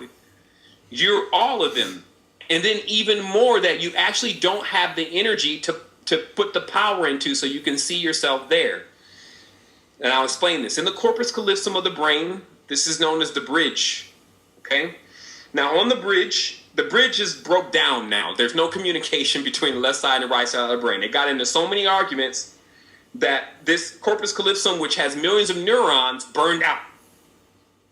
And now there's no communication between the left and the right side of the brain until you reestablish that whole node and that whole area. But once that's reestablished, then what you have a system. This is where this whole Messiah path comes from. You have a system where you can actually go from wherever chakra you're at all the way into the high chakra and cycle back around and then into the lower world. Now you ask yourself the question, why, if I've been into the higher chakras, would I ever want to go back to the lower world? Did you forget everyone that was still in the lower world? Like, this is the whole, that's why Ascension doesn't really happen for many, because Ascension is a selfish idea. Ascension's about leaving everyone in the hands of Rex Mundi the Minotaur in the middle of the maze. Yeah. Not about emancipating everyone and not leaving until that happens. See, that's what got me into knowing and being able to feel the energy that's associated with this information that I'm presenting. Maybe not even so well. I always say I write better than I actually speak. But for people to truly know, I came into this because the first book that I wrote, The Code of the Matrix, I gave it for free. The next thing I did is I opened up a network that was also free, and I gave all the information, all the books, and everything that I could about Ascension to everyone, even if it was not completely legal. I would easily, because what I had dealing with and me understanding that how this really needed to happen, I was willing to risk even my actual safety just to make sure people got the knowledge and the information. So, but from that, everything moved out of the way. Like all of the hindrances that people would normally meet on the path, they couldn't touch the vibration that I had entered. It was almost as if something greater, which I just call the oversoul, us at a higher state, took interest. Like, wow, okay, here's one that actually is getting some of the concepts that really need to come through in order for this whole thing to really work. Now we have to start pushing out this energy and information and giving it to individuals, and then not putting too much in between them actually getting it. So not to get long-winded about that, but I think that what we need to talk about here then, especially in getting this whole conversation to coalesce into something, is we then need to now take this step by step about how a person can get themselves out of this whole situation and then back in. Because that leaves off on this last part of the conversation I was talking about, is why would you want to go back into this lower netherworld? And it's because once you reach into these higher states of consciousness, you gather things, you gain things. And then those things is like a pack on your back. Surely you don't need it. Like I told you, the brain doesn't eat food. It doesn't, it doesn't need fleshly meat and things like that, right? So surely in the higher state of consciousness, you don't need all of the things that the people are starving for in the lower worlds, right? And so it's like a gift. When you gain it, which is really this knowledge, information, expansion, application, it is accompanied with a vivid energy that can emit from the hands when you want to do something to making people well again, or from the mouth, or from all faculties of being able to push into something. You can push a great deal of power into it. But what I'm saying here is that now you need to go and get that to the lower world, because the only thing in the lower world what you really start finding out is other parts of you. In the ultimate maxim of all is self. Meaning that the highest level of consciousness here is to understand that everything is you. And it's a real thing. But it's also not about you isolating one thing and terrorizing yourself about that one thing so much that it becomes the focal point of how you're handling all your energy. So whether that's a serpent, whether that's a president, whether that's a Occupy Wall Street movement, whatever it may be, if you focus too much on it, let it spray out, like we always talk about, be full spectrum, then you're becoming and you're fueling exactly what it is that you wish to somehow end. You're doing the same thing to it as you're crying that it's doing to you. So what I'm saying to people is that instead of seeing all of what we're experiencing as this negative thing that needs to be removed, just like a doctor would see cancer as something that needed to be cut out, radiated, and removed, which is basically going to kill the person after that, we need to practice entirely different techniques about how to neutralize and harmonize the situations that we found ourselves in. So this goes back again to terrain modification. When you have been living a life that you've become somewhat of a you become a symbiote for a vampire. This is the term, meaning that when you eat artificial food, you think negative thoughts, and you do those kind of things, then there's something that has to digest all that for you. There's something that has to eat all of that. That is what we're calling the devil and the negative energies and the Illuminatis and all of this. They are fueling themselves off of our waste, literally in every single tense. So in that kind of relationship, when you look at it into nature and things, you can find the solution of what exactly to do. You see, so people were asking, okay, so what do I do about it? What you do is you have to practice the levels of healing and wholeness, which is by giving it the opportunity to expand because you're expanding. So this is how you tell your body in every tense. And like I said, it goes to everybody. You tell your body, look, and you do this by action. Now I'm switching frequencies and vibrations. I'm going into something more expansive than this. You're welcome to come. This is when you start drinking blue-green algae and you start drinking all these things, all the worms in the system which are controlling their frequency, candida and all these other frequencies of worms that are replicating inside the body, they have two choices. They can either transmute, and they even have a transmuting stage. Don't deny them. Or they can pass, which means they'll actually come out of your body and come out of the bowels. Bowel means Lord. Come out of the bowel, and they'll be gone. But you have to do it like that, because if you go and kill them, and they've been around ever since your beginning, maybe since you were drinking Similac with iron or Enfamil or all of that, and you've never really cleaned out your intestinal system or none of that, if you try to kill them immediately, you'll probably do a lot of damage to yourself. And this is what most people are presented with now, is that they have to start working on something that's not immediate. This is a 6-month thing. There's no rush. Once you get into this, you'll discover there's no time. They're playing a game out here in this illusionary porous reality. Like everything here is porous. Air and can pass through it. So to me, and to how it should be for everyone else, all this is just made up of globules of essence that can easily be maneuvered by the right state of mind. But we're still in a point where we have to do this smoothly. Be easy. Don't do something aggressively that you're going to regret or that's not going to work. You start gradually changing the frequency. This should take no more than 6 months. It starts off with changing the diet, changing all intake, the air you breathe. Basically, you order it on your necessity. The body is calibrated so we know what will be the most effective to us based on how long we can live without it. So that means the first most important thing is our breath. How long can we live without our breath? It's a very short period of time. It's shorter than how long we can live without water.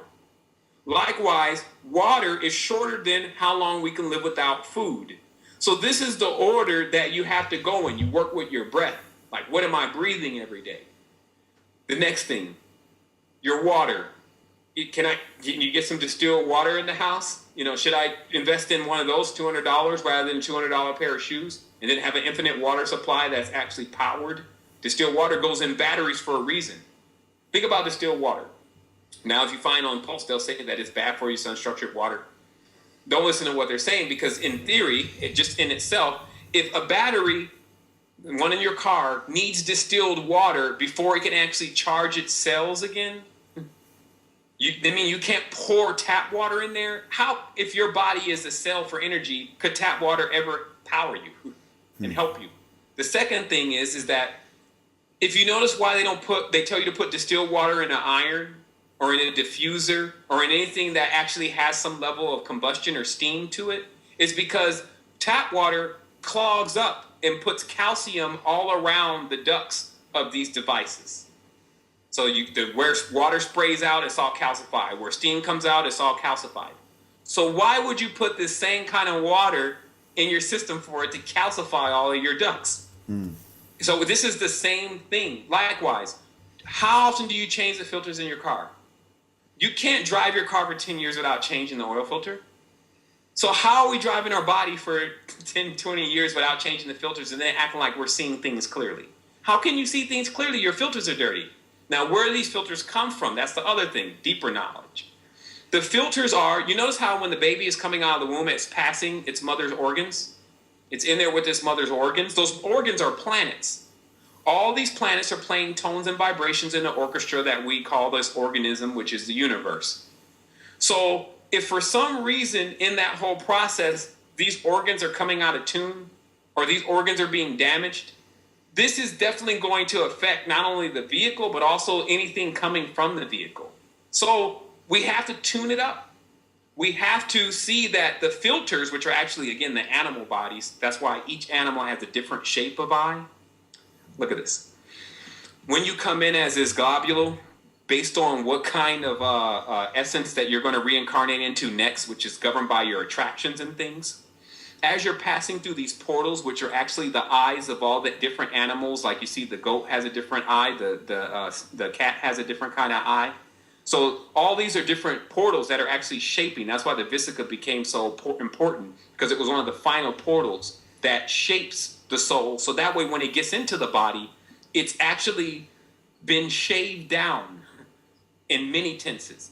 Meaning that when you start from this grand, all-powerful being out in the universe with no limits, you actually are basically this massive form that is able to project your magnetic field beyond the size of something like a small body. So when you come into any kind of frequency like this one, in order for you to even be here without blowing this entire thing out of the frame, you have to be actually shaved down. And this is meaning that your senses, many of your higher senses, have to be removed. This is hidden within the riddle of Tammuz and Inanna. Tammuz dies, this is a Sumerian myth, Tammuz dies, the sun god, and his mother must go down into the lower regions or hell to get him out. And every region that she goes to, she loses a piece of her garment, her earrings, her dress. Okay, these are all metaphors. What it's talking about is that when you enter a physical body, you lose these 12 cents, 11 cents, 10 cents. Because if you came here into this world, like you see on John Carter, the movie, if you come into this world and you're doing things that are not fitting the geometry, the structure, and the essence of how this world is developed, you'll blow this world. You flying around your neighborhood right now is enough to end the game for everything. So people need to see that our actions, who we are, what we can do, is all associated with energy. Every move that we make sends out a certain level of energy. And when you do something great from a higher sense and a higher state of consciousness, the ripple effect of that energy can impact a reality like this heavily, for better or for worse. So do you see why there's so much policing? Police meaning a polarization. Keeping you on one side or another. Either you're this ultra good guy, or you're this ultra bad guy, or woman, or man. You see what I mean? So where we have to do now is we have to negate this game that we're playing between this is right, this is wrong, this is what I want to do, this is not what I want to do, and get right to the control point of what we should be doing, which is every single moment, like a dolphin is conscious of every single breath that it's taking. You need to now see that I need to be conscious of my breathing. I need to breathe all the way in. I'm breathing shallow, like as you see, most people breathe shallow. The next thing, I need to be conscious of what I'm drinking. I'm drinking basically a toxic brew. There's a chemical inside tap water that makes it clear, like Clearly Canadian. If you remove that chemical, which you can do with a foot ionizer, all that stuff that you see in the foot ionizer machine is actually the water. It's not coming from the feet. Because the ionization basically neutralizes that chemical. So you see the water is already brown that we're drinking. How could it not be? Think about it. We actually take water and we recycle it in some of these machines, chlorine and all this, and then we go ahead and drink it again. But chlorine just basically makes it all white. It doesn't remove any of the dissolved sediments and things. So the water we're really drinking looks like coffee. Then it looks like something clear and crystal. So then the food. I mean, the food, you are what you eat. If you eat things that are artificial, you become an artificial being. There is a surrogate womb here, meaning that this is not really a game in every sense of the word, but it is a game, meaning that they've actually erected a shadow world that is so similar to how the real world works, people can't tell the difference between the two. This is when, again, the difference between actuality and the difference between reality and actuality. What you think is really going on versus what's actually going on. So we have in our reality now something before us that is like a quest. That means this turns now into an adventure. Now, I was an optimist since I was a kid. So now when I understood this kind of knowledge, and I said, man, this is the most exciting thing. This stuff is real. All the stuff that I'm explaining to people about, the different animals, the energies, the essences, the planets, the vehicles, the high levels of knowledge, the Atlanteans, the Lemurians, our state of consciousness before the fall, the purpose of the fall. the next level of our evolutionary honor, which is our children, the expansion levels of when you experience something so low, it sets you up only for the highest high. Obviously, we're in our low point. And also looking at our reality and saying that, okay, I know now the truth, so I know that there's something greater. Instead of looking at it that there's only more doomsday and doom and gloom ahead. Like if we haven't known all of what I'm explaining on the phone today, some of, again, is legible, maybe the rest is not, but what you've understood, if that is true, then that means that we are indeed living that 10% of life, or they say 10% of the brain. We're indeed living in only this small spectrum, which is like an inkling or a shadow to what we really are. We can prove it by other things such as the atom, which they say that we're full of atoms. You split one atom, it can explode this whole entire thing out of the frame. One atom. So just the whole idea that human beings don't have power, it's not based on anything. It's not based on anything but falsehood. Even if that person doesn't believe they have power, but they are made of atoms, you have power. You just can't access it. That's what that plays out in the external reality, is them not wanting anyone to have any nuclear weapons. Nuclear weapons is the external version of implosion that is accomplished within the vessel. So when you're playing around with atoms, you actually discover how to tap into an immense level of energy. So just like when they were playing with codename Atom, meaning this the garden prototype of man, that's when they were able to discover all of what it is that I'm talking about now. So it's the other way around is what I'm trying to tell people. The knowledge wasn't something that we had to learn. It was something that we were.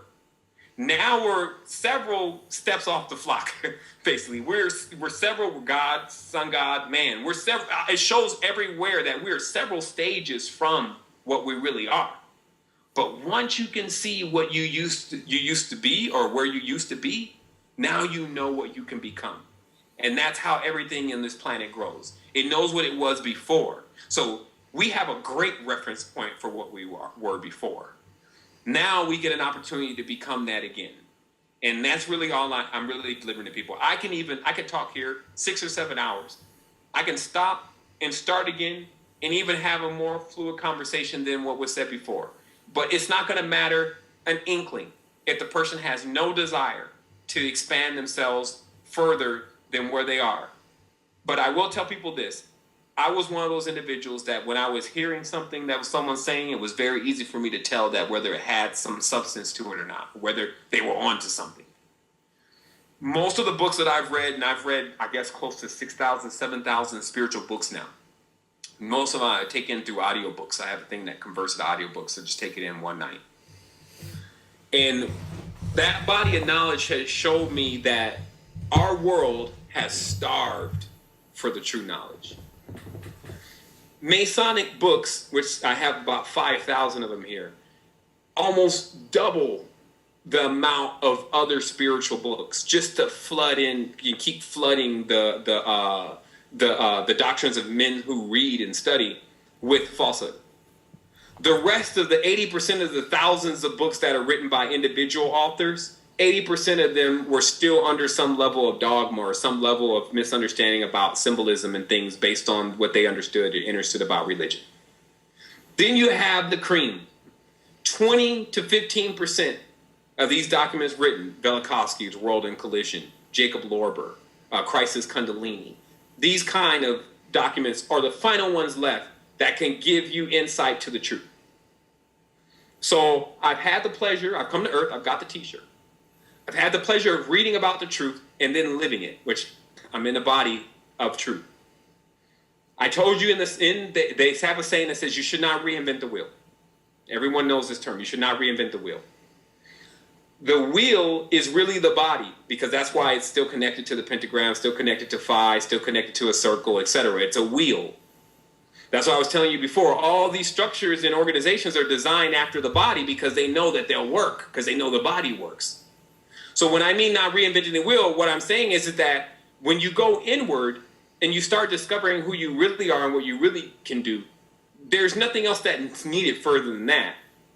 But you are going to need the information that is actually something that can be done.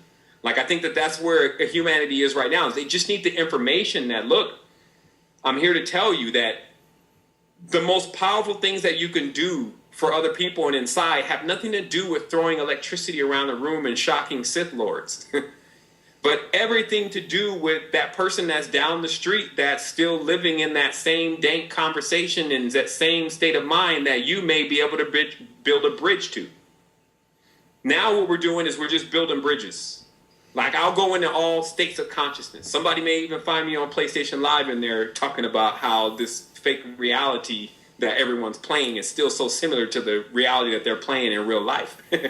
And still bringing that guy off the platform into something like astroquest.com. There's no place, basically what I'm saying, there's no place that I cannot go, because that's the same thing as when you went into the highest chakra already and got all the gifts, you obtained it then. But in all of this, can't you see how in immortality we got to find something to do? So all of the actions and things that we do and we carry out are just a part of something that's just going to keep running forever. And the faster that we get into it and start building and accelerating into it, probably the more energy and the energy and expansion that we're really going to have. Running away from something that is going to continue forever is not the solution. You're still going to have to come back to it.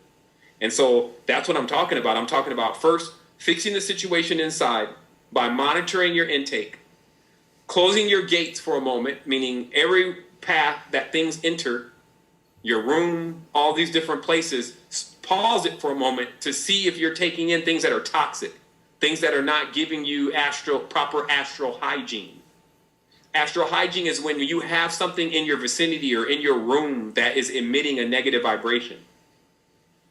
Negative music does this a lot when it's on discs or magnets. If you saw this on the astral plane, you just would see huge columns of disruptive energy.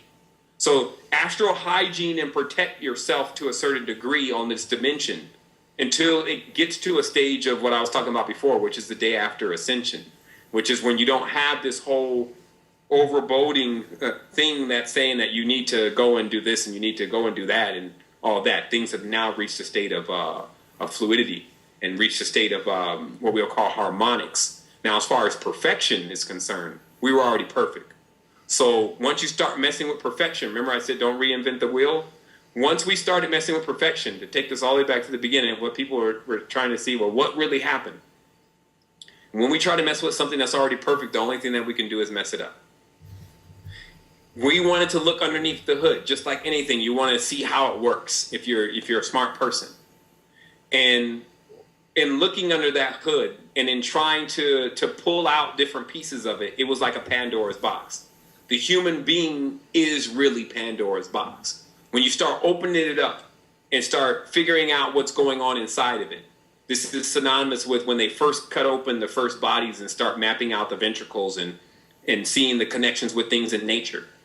When you do that kind of thing, you got to be prepared for what's exactly going to happen next. And that's the kind of world that we're living in. There were many people that feared what they saw in the body once they started opening it up, from either a mental level, a physical level, or a spiritual level.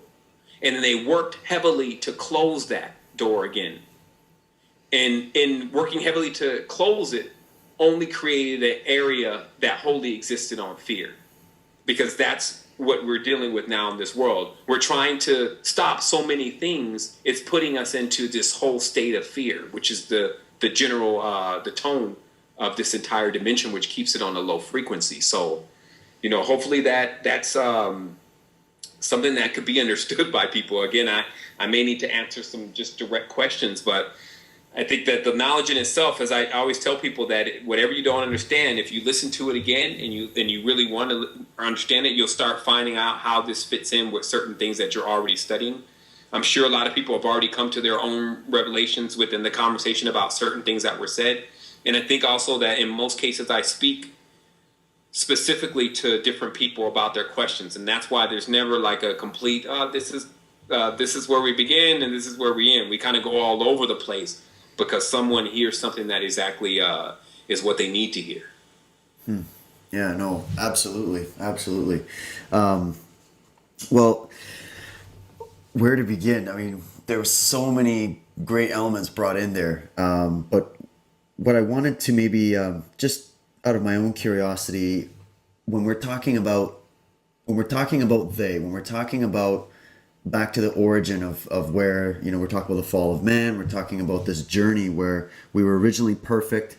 You're referencing Atlantis and Lemuria and times before, and then we've gone into this twisted, backwards, synthetic state. We were talking about how there's sort of, the way I've always seen it is we've always had Earth in its maybe natural state, the Mother Earth, but then we clearly see a synthetic sort of web that's been woven into it, and we're being convinced that that's the real thing, when in fact we're completely missing the point, which is why we live in chaos and sorrow and all of that. And then we were referencing sort of, I'm just trying to understand a little bit what you mean by what was us that we did in the past that sort of twisted it in the future, and what was maybe an external, or what are the right words for this? But like an invasion or something else doing it. Yeah. But what happens is that it's easier to see it as a smear. That all of our actions are like a smear across time. They're not just at one point. So what happens is that even if it was an oversoul doing it, like, okay, think about this.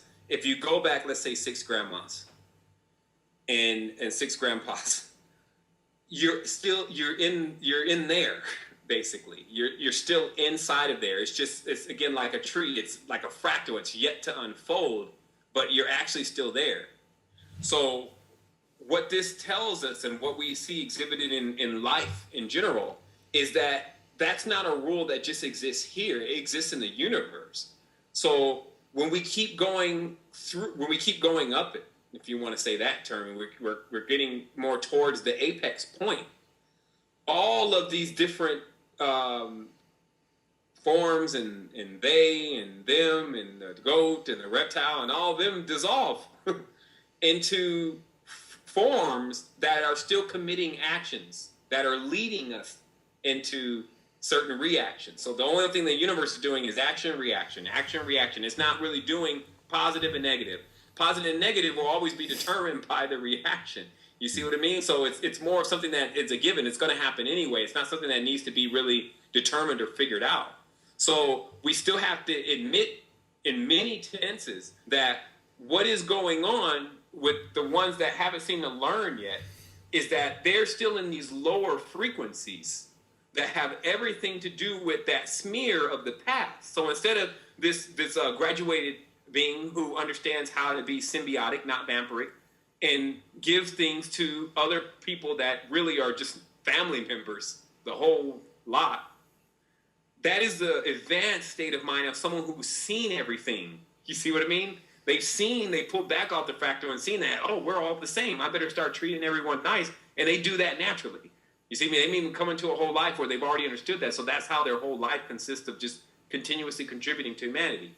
Versus the old state of mind in darkness, ignorance, selfishness, thinking that it's the only thing that exists, that is still present here.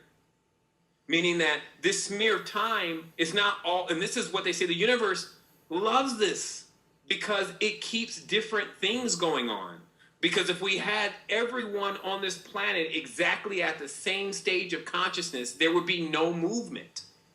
Now, if you want to go into the space where there's no movement, which is called outside of time, it was an option for you.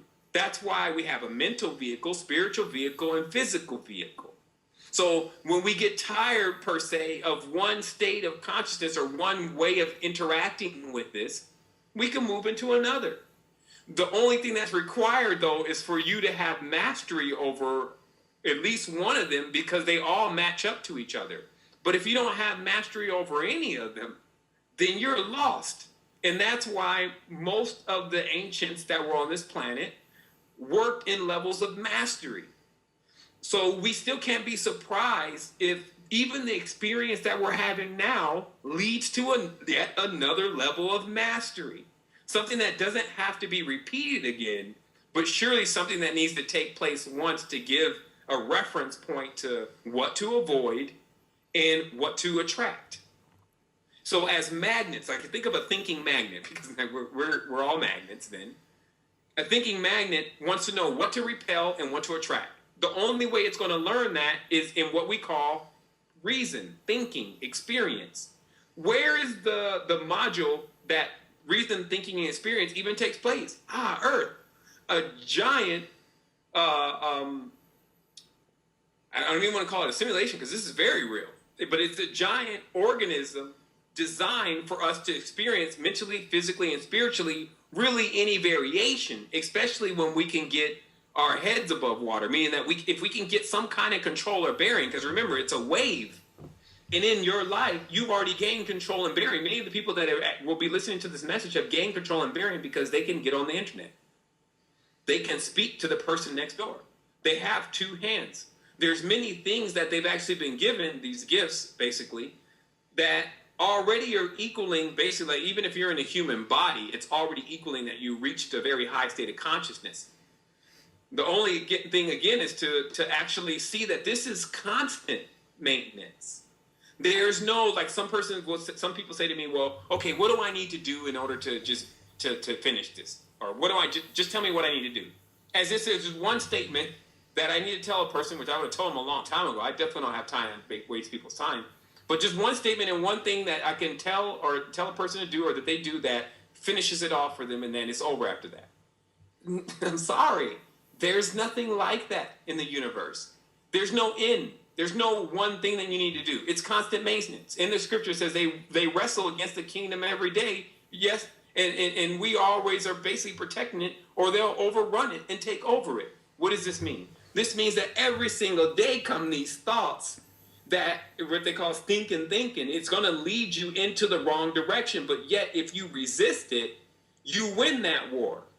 But if they breach your gates, meaning that now you have the lower world, the lower body, the lower animal sense telling your brain to send out commands for you to go places.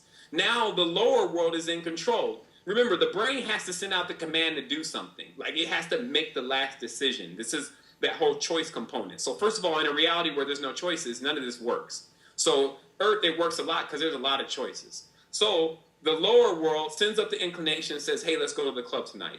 The higher world has the option to either accept that, which means it actually takes the vibration of the lower world, or decline that, which means that it stays in this higher state of consciousness if it deems that that is not going to benefit the consciousness. Now, the way we can also see this is another way. If you know that your body is again, okay, so let me just explain it this way. If you know that in the higher mind, okay, I totally lost the idea, but just give me a minute and I'll explain it another way. But there's another way to see how this, the best thing that you can do is to start to separate your parts of your body and understand their inclination, like the arms. And, arms is synonymous with Mars. That's actually the same word, A-R-M-S. M-A-R-S. So the arms are Mars. They're used for war. Generally, this is what you fight with, right? And then you have this torso, which is really the Taurus, right? Which is really that part of the constellation, which is the bull. Then you have inside of the Taurus or the torso all of the other organs that were born in Taurus. As they say, the seven sister constellation of the Pleiades is inside of Taurus. Seven sisters then being organs, and they're inside of the torso. Then you have the Alpha Draconis region, which is the lower part of the body and the actual tail of the universe. So you have all this going on, but what I was saying is the gift is that we already ascended. The soul is already inside of the vehicle. So all of this past tense stuff that we need to obtain and ascend to something, we actually already did that already. Now we're at a point where we got to remember that we did it. We know that we did it because we're actually already in the stage of already accomplishing it. So once again, when the lower inclination speaks into the higher world, you just have to be there to be that check and balance system. You have to actually come back into the seat of yourself. And so if you want to know what sleep is, it's when someone leaves the control point or the throne of the body and then goes into another part of the body and there's no one running things. If you see us on this dimension, all of our higher states of consciousness have been vacated as far as how we're carrying out on the dimension and what we're doing as a collective species. And where we are is running around in the lower worlds with mirrors attracting us, like, oh, I want to go and do this, and oh, she needs to look at me, and I can't stand her, and I need that kind of car. And all this stuff is definitely lower world stuff. So we're definitely not, most people are not seated inside of their brain because they've already been thrown out. And this is also the major part. All of us have to go through this. You make a sober estimate of yourself. You have to see, are you still in control? Are there urges, habits, or hobbits, and things like that that are already allowing you not to really do what you want to do? Like people that have eating disorders, they need to eat, and every time they don't want to eat that, they know that they're dying, they know that they're getting overweight, but they still eat. So what's going on? There's a war that they've lost. Now, when this idea sends this thing to the brain, there's no resistance. The resistance is too weak. How that occurs is that the actual worm, if you want to understand it, the bacteria or the Bacchus, these are also living energies hardwired with the mode of survival. When they have replicated in the system, they're not doing anything wrong. They think that this is home. You've given them a home because of what you're eating. So when they send the frequency and say, hey, we need more because we need to survive, and then that makes you go and get the things and eat the things that allow them to survive. You see what I mean? Now it's still, they're only going to replicate more, which is still going to lower the frequency further. So you see, the body then is like this thing that needs to be maintained all the time. If you start eating the wrong things, if you start not cleaning yourself, if you start even getting the wrong levels of information or tainted information, it's going to start to clog up things. And so if nobody is knowing that this is going on, which is the state of where we're at now in humanity, if nobody knows that this is actually going on, what condition can they really be in? And then you have the explanation of why the world is the way it is. Now, I'll also tell you this. It's another big mystery that people have yet to figure out. When you change your frequency, you are then aware of a reality that corresponds to that frequency. Meaning that the frequency shift in the body is a vivid thing that changes all synonymous things, all connected worlds. So when you raise your frequency, there is a hell part. There is a hell part of the world, and there's a heaven part of the world. Basically, is what I'm saying. If you're in this low frequency, then you'll be in the Baghdad hood state of mind or area for a prolonged period of time until you rise out of that frequency. If you go into a higher frequency, your entire reality may metamorphosize, and you may find yourself in the redwoods, or you may find yourself in places like Costa Rica. So there is an actual frequency for every single part of our expansion here on Earth. There's nothing separate between these spaces. It's just about which one you're choosing to focus on and be in based on where you're at in your frequency. All this stuff is taking place simultaneously, if not just small portions of time away from each other. Obviously, the physical reality has a time lag. What you say doesn't necessarily happen right away. It takes some time to happen. But we need to start realizing that when we work into these higher levels of frequency, meaning the 6th and 7th sense, things above the vibratory frequency of light, when you don't expect to see anything because it's not visible, you can often feel it, but you can definitely expect for it to actually change the physical reality because you're actually working from the point that physical realities can be changed. But if you're working in the physical reality and you don't know exactly how to pinpoint and to do things that are going to change things on multiple levels, then they're not going to change. So when I'm introducing a person, that's why I said before, if you master something, if you master heaven, if you master earth, you'll be able to understand both of them. So the person that just only understands how to clean out their body eventually understands how heaven works, because heaven is the body. So this is what's being presented by myself, but this is not something that is new to us. This is not something that we should not know and that we will not have to know. This is not some invention of something that I've just decided, hey, these two seem to go together, so let's put them together. I'm an entity here on this planet that is working on this expansion seriously. I've uncovered this stuff from ancient books and reading and experiencing long trips in foreign countries by myself, meditation, all sorts of different methods, fractal paths, experiencing and doing different things to get to a higher state of consciousness. but still the sense that we have as a child, which is knowing when you're going in the right direction and when you're going in the wrong direction.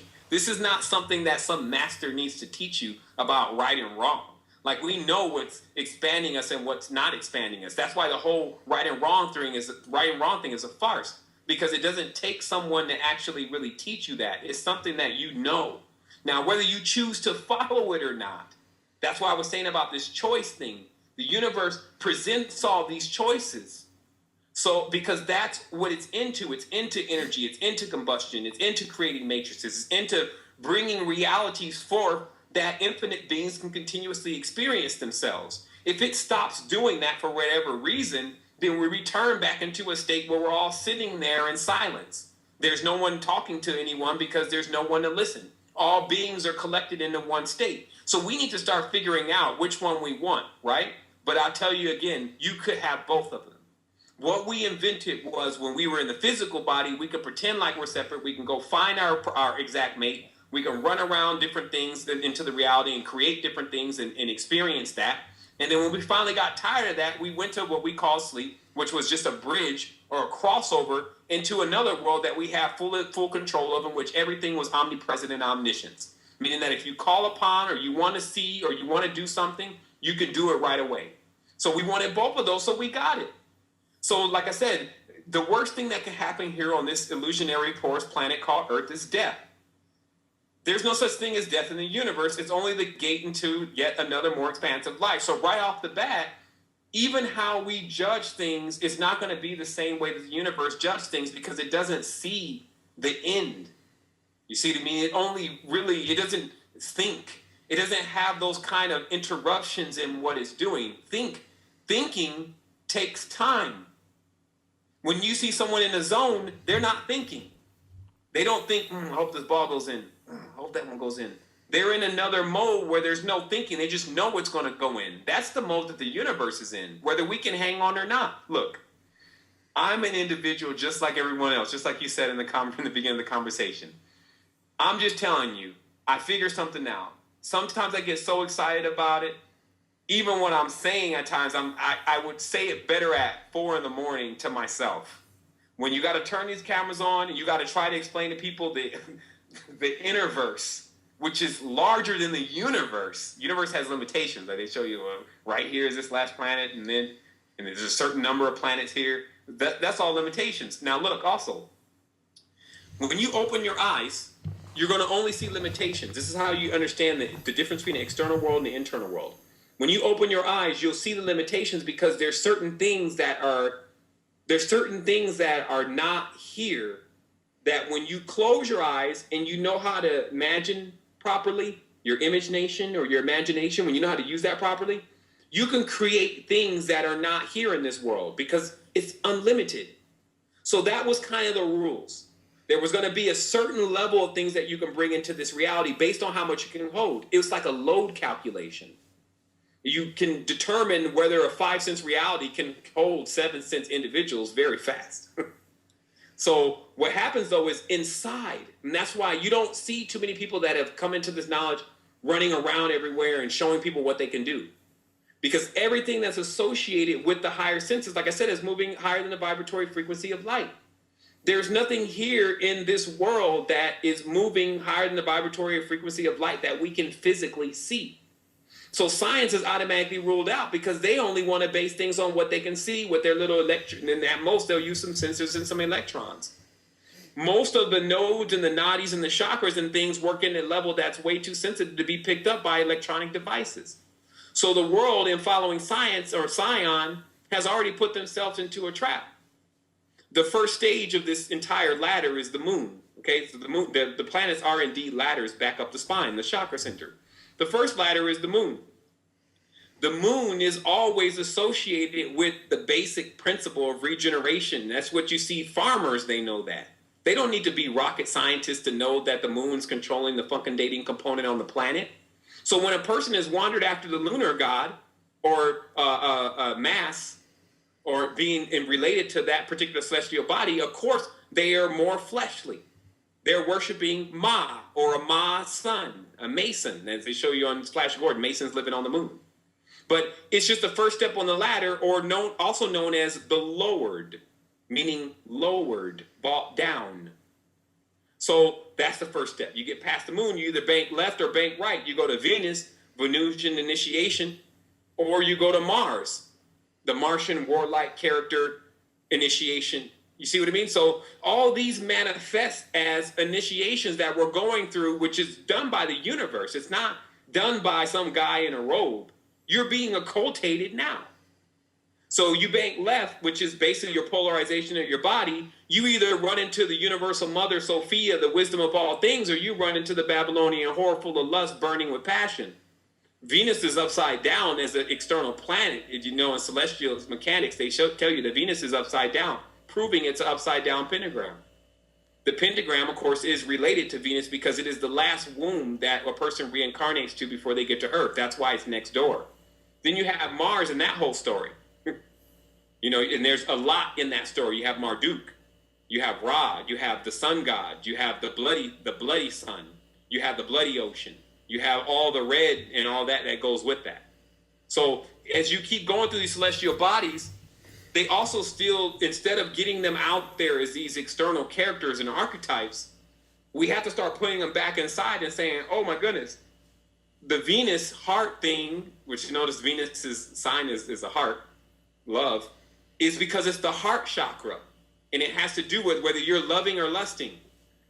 Why Mars, which is the fire planet, has to do with whether you're noble and using Prometheus's fire for positive reasons, especially when you're plunging into Maya or an illusion or matrix, or you're burning up with war and you're continuously degrading yourself. You see what I mean? Likewise, when you move into other planetary systems, they have the same, I won't say the same stories, but they have the archetypical story as the organ inside of your body. Not as, you know, Hercules wrestling the two serpents is the middle point wrestling the two poles. So it's all of the astrotheology when you start, all of the spirituality, when you start to decipher it, you'll see astrotheology. Then on top of that, after you finish chewing up the Bible and getting out what's really in there and discarding it, then you have to start asking yourself, what do books like the City-O-Picropha and the Apocrypha and the Bell and the Dragon, the First and Second Maccabees, what do all these books contain? What are they talking about when they're talking about astrotheology? What does it mean to have a serpent in the temple? You see what I mean? But is it not the body the real temple? So, and then what does it mean to have temporal power over someone? You see, so all of these type of connections is what can keep you into the quest and keep you powered up on the energy of yourself and self-discovery, and then into completely going into realizing that all is self. This is all powerful. See, the person who divides, what I'm saying, David, is the person who divides is actually the weakest individual. The one who knows that their everything is the most powerful. They've already absorbed everything. It's like they ate it. The number 8. You can become infinite when you do this. Now, it's not about, some people think that has something to do with going and practicing everything and going and being a part of this. And generally, they go choose to do the bad thing first. I knew it. I knew I needed to do dark magic first. I might as well get it out of the way. Okay, God, I want a girlfriend. You see? They're just looking for a reason to do the foolishness, the same thing that they already know is wrong. So you can't really, you can only suggest to these kind of individuals what they should do. But as I said, that we'll all come to a level of great knowing, whether we're witnessing it from other people. As this becomes more common, you'll see people switch over so fast. Who wants to be dealing with falsehood all their life? The moment the truth becomes available, they're going to know it's available because they can power themselves on it. Then they don't need a person like me to keep explaining it. They'll talk to themselves and say, oh man, that's why I used to live on Acacia Street. Oh man, this is crazy because my mother's name is really Mary. And it'll be all sorts of connections that show you that this universe is not, you're not just in the universe, you are the universe. And somehow we've gained the ability to do both of those simultaneously, and it's confusing the hell out of us. Like, we can't figure out, well, why would we invent death? Because death is the antithesis to life. It gives you an actual point of ending to start again. Like, okay, I'm going to start another one. I'm going to create another one. Okay, that one's messed up. Let me erase that one. All right, I'm going to try again. See, so when we go into it like that, then it opens up to us. It's like a flower in itself. It knows you're not scared of it. It's like, okay, he's not scared anymore. Let's show him what this thing is really about. But who is really talking to you? You. Who else could it be? Do you know every time that you look at yourself when you used to be a child, when you think about yourself in the past in that classroom, at times you felt that somebody was watching you and it was really you in the future? People are still not seeing that the computers became sentient about 20 years from now and start sending signals back into the past to individuals that could read those signals, telling them what to do and how to carry on and how to save the world, because they were already wired to only assist us, not to destroy us. You see, so this whole path that is painting itself now of darkness is actually the end, because the light, which is information in itself and its expansion in itself, has started to dawn on this planet. And this has nothing to do with Luciferian symbolism of, God's coming from another planet and mating with human beings and then creating a slave species. Stop. I mean, when is it going to end the buffoonery? There's no one here doing masterful creation but us. And you've seen that. You got a daughter now, right? Yeah. Right? So you see these people, me and you can make an S4, Sony Galaxy S4, Samsung Galaxy S4 phone. If we just had the right glass and the right machines and the right fabrication, we can put the stuff together.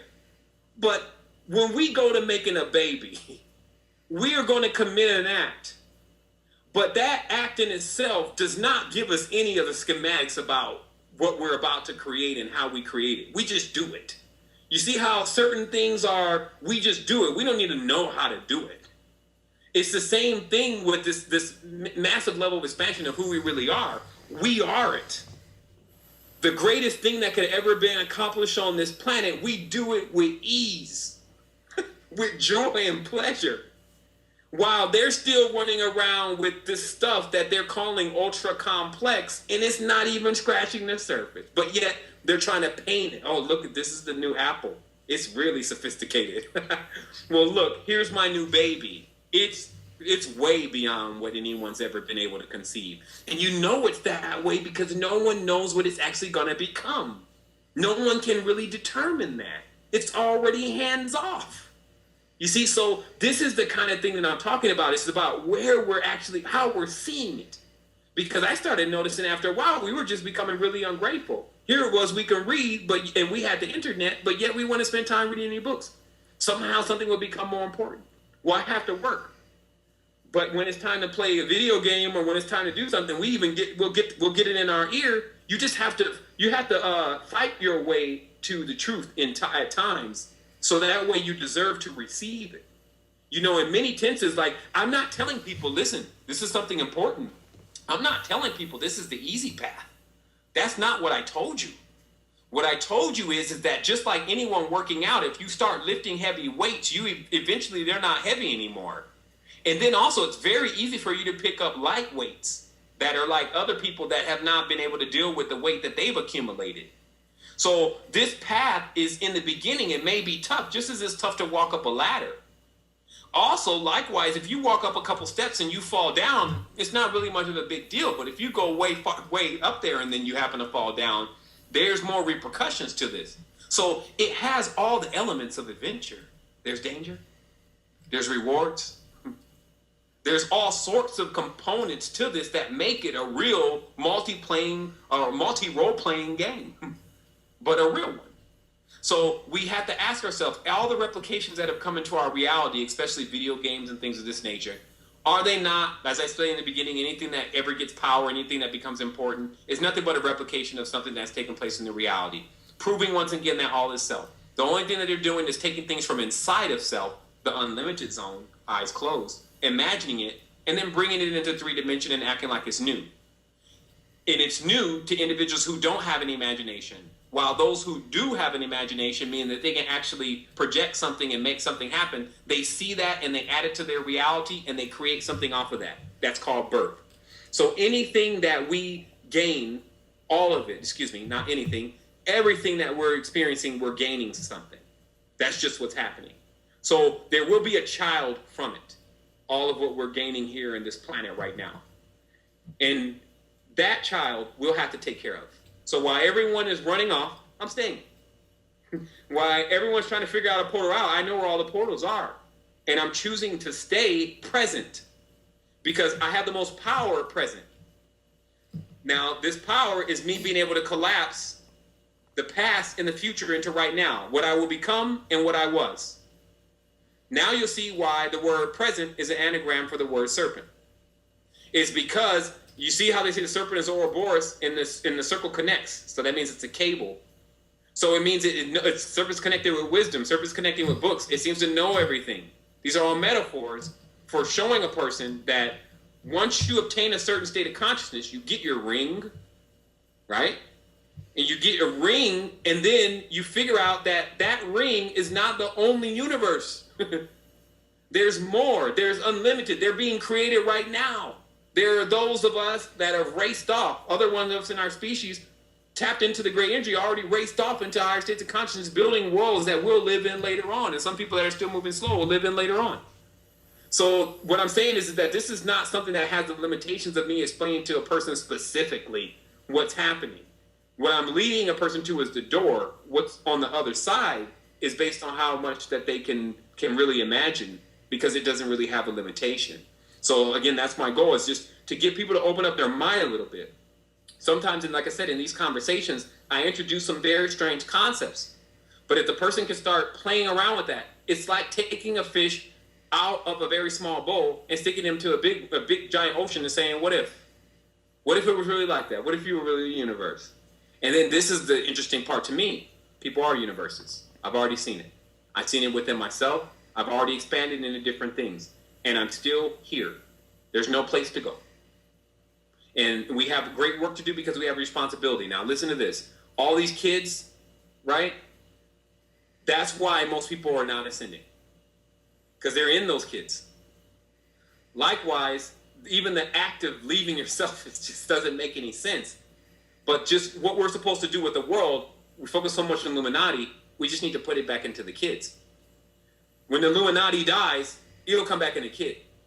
And then hopefully there will be someone there that actually teaches that person in their most fertile learning stage how to get to the next level, how to leave reptilian state of mind, how to be in fight or flight consciousness, how to be so selfish where you're seeing only, how to not be so selfish where you're seeing only what's in front of you. Notice how Illuminati and all these characters, they seem to see only just their own little groups. That's a limited state of consciousness. You can map exactly where they are on the whole evolutionary chain of consciousness. And so we can't see them as above us then, but that's also why they have to pull us down so low to be above us. To exercise dominion over a being that is multi-talented, multi-hyperdimensional, you have to drag them into a state that you already have dominion over that state. So the dominion word then becomes domestication. The domestication then connects right back to Samaria with the king. The king then domesticating all the animals, meaning putting all the animals, taming all the animals. So then turning the people over to be like animals, like even woman is mentioned like an animal in the commandments. You should not cover your neighbor's house, wife, cattle. You put the wife in the same category as the cattle. So what I'm saying is in the sheep, these kind of terms, what it's saying is that humans have been instructed to live like animals so that demigods who only rule over the dominion of the animal kingdom can control them based on their urges and animal senses. So maybe if I just said that in the beginning of the conversation, we could have summed the entire conversation up. But that's exactly what we're talking about here. When they lower you and debase you, that's the only way. And that's just like somebody belittling you, making you feel down here, just so that they can feel like they're up here. That's going on the most massive level. It starts in the religion by putting God way up there in the sky. That's high enough. They brought the sun god in. Like I said, nature wasn't working. So they brought the sun god in. The sun god so far away, sun god left. We don't know when the sun god is even returning. Then they took that theology completely away from it being something to do with the real physical sun. Now everyone's really lost because they have no light. So if you take a person's sun and you move it away from them, it's not inside anymore, it's in the sky, they can't light their own path. So this is why they need something. They need like a god or a crutch or an evangel or someone to, when they run into a situation that appears challenging, that they can just call on that. You see what I mean? But what happens when it's not listening? And that's why you see prayers get unanswered, because they're praying to a dead God. It doesn't really exist. There's nothing there. It's like pinging something and then it's not coming back. Because realistically, all the prayers that people are making should be answered by the real gods, which are us. Humans are gods. We already figured that out. So what does that say about praying? If people are really praying for gods to do something, that means they're praying for other human beings to do something. That's what's really happening, whether they even know it or not. And the reason why they feel like, again, that they're lower is because they've been debased and put into their animal state. That's what we're dealing with. And this takes thousands of years to do. It takes language and manipulating the language. It takes, from each point, mind, body, and soul. That's why they triangulate. They work the trilateral commission. Mind, body, and soul. The money, the army, and the spirituality. You see, they work in these kind of structures because they know that this is how the body is designed. So they don't have to, they deal with a blueprint, as Jay-Z calls it. The blueprint is a Masonic term of Hiram Abiff in the temple and all that are all basically blueprints to the body, which equal blueprints to earth, which equal blueprints to the universe. But guess what? There's places they can't go. Most places they can't go. It judges you. You can't even get above the higher vibratory frequency of light without having the proper condition. So do you see why they never made it over into the places that many people who don't know anything about what they know have already made it into? You see, that's what we really have to start looking at here. It's like this stuff judges you based on what you do, not the science you discovered. You don't enter into certain frequencies in this body anyway or any other kind of way except for having that vibratory frequency. Those are the cosmic laws. You're not going to break them like you're going to break a draconian law. And the draconian laws are designed to be broken. They cut up the snake. They break the laws all the time. But when you go to cosmic law, man, you kill somebody today and watch them come get you by tomorrow. Because that's a cosmic law. You can't stop life and then restart a person's life and think that that's something that you can do without seeing some level of repercussions for it. You see what I mean? But so now this is what I'm talking to people about. It's like we have to see this thing in an entirely different way in order to get the right spectrum of it. But it's here for us now. And I spent years, man. I spent 4 or 5 years just wading through this. Like, I've read the Bible 3 times. Like, I've actually read the Quran. I've even been an imam for a certain period of time. As a child, I read City of Apocrypha, Apocrypha, Jubilees, Bell and the Dragon, all those different documentations, and through the encouragement of my mother, who didn't keep us in public schools and things like that. And then I completely fell away from that. I went into business. I even went into gang relation for an earlier part of my life when I was being a rebel. Then I went into, I even went to prison earlier in my life for a year. So I'm not the model citizen. So when someone is asking, yeah, you were able to accomplish that because, and then they have something behind that, there's no because here. I only had it because I have a will to find out the truth. And I won't stop until I find it. And I got a taste of it at first, meaning that everyone's had either a dream they woke up from that was just too real, or something they saw in the physical reality that nobody could explain, or something like that happened. But in most people, which is unfortunate, just like a dream, they forget about it. After 2 or 3 weeks go by, they may have saw something run into the bathroom that didn't fit any geometry that we have been on this planet, like knowing it was something else. But after 3 or 4 weeks, watch, it goes down just like this. Some people ask me about some spiritual experiences sometimes, especially when I'm just in a closed session with individuals. And I'll explain to them some things and it'll blow their mind. But what I'll always say after that is, but the craziest part is after about a month or 2 months, you're almost back to normal again. And we become like paranormal junkies. If something's not happening amazing all the time, we start losing hope. We start feeling like, hey, I wonder if I did something wrong. Did I turn it off, or is it going to happen again? Or, you know what I mean? So this is what's attached to our forgetfulness. We do amazing things all the time. Like I said, even having a baby, if a person can feel like that all the time, even when you meet a person that is very significant to you, like that first couple days, man, you're working out, you're dressing nice, but so why does that fade away though? And does that somehow have a connection with why all great things for us begin to fade away when we don't cultivate it properly? And so I started seeing like this, you don't have to be this wise individual to see just the obvious. Like I said, most farmers knew how to work out their spiritual vehicle because they dealt with earth. And a great deal of our body has to do with earth.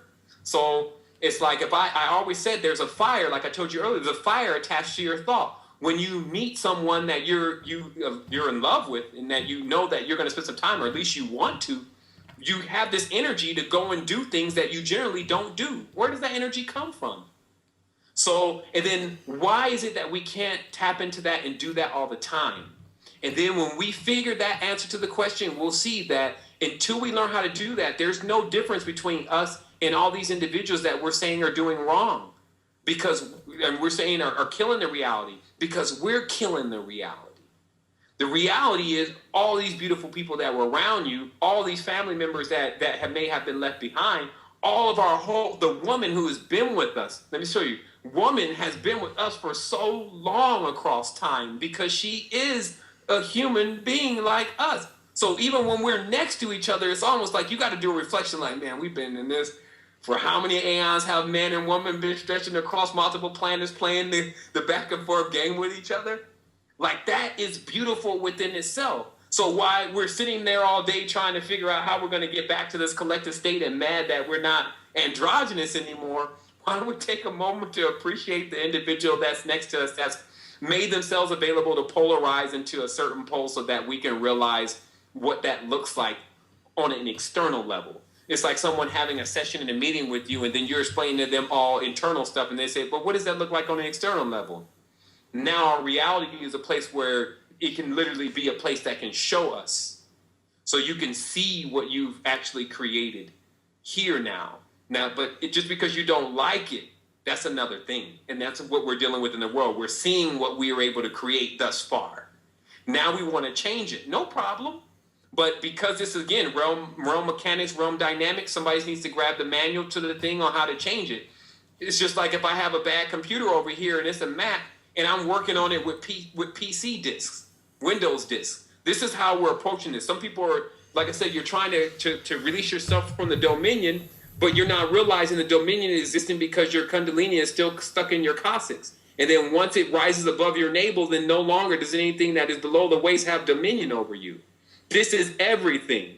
So there's no more person that's telling, there's no more job, there's no more boss. All those people disintegrate.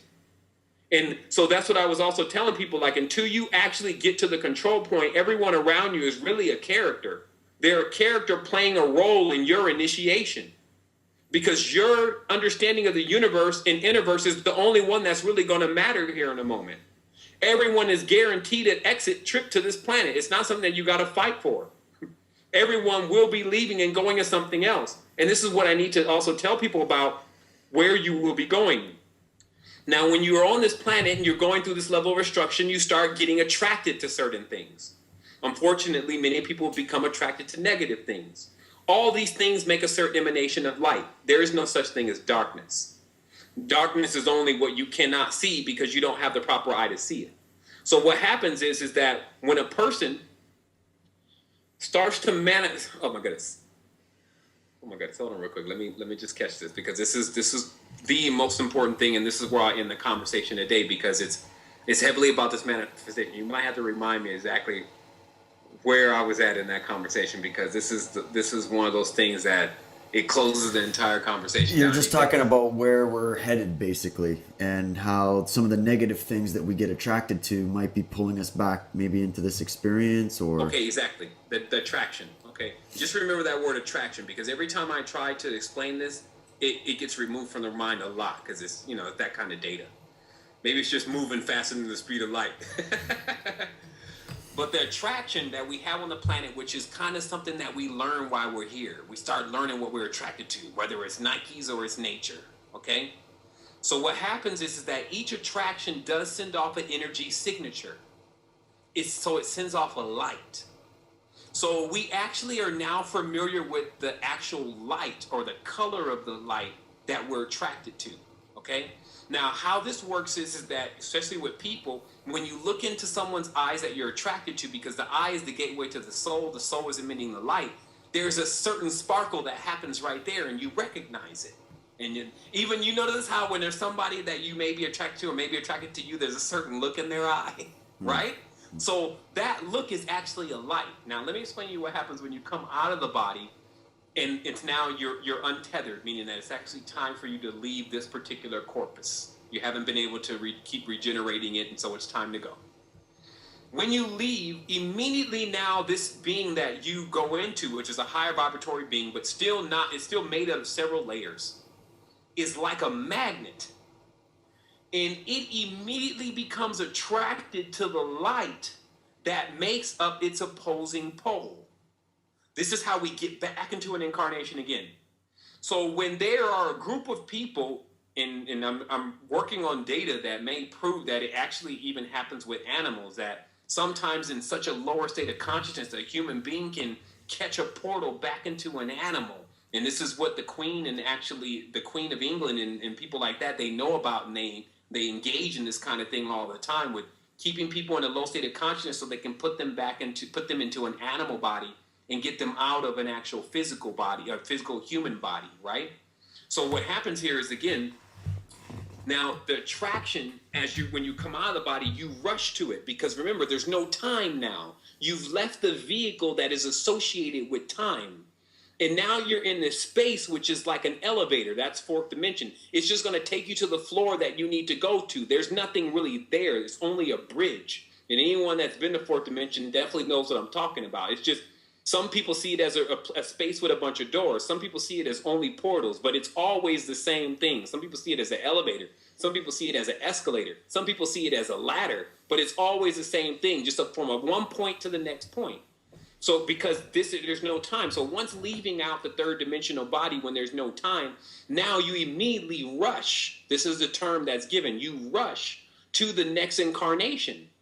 And this is why they say this is the trick to hanging around outside of time, if you can ever master this, is that you don't get overwhelmed by your attractions. You're never surprised by your attractions. Now, this, of course, leads into the deeper Oriental teachings about how to resist your urges.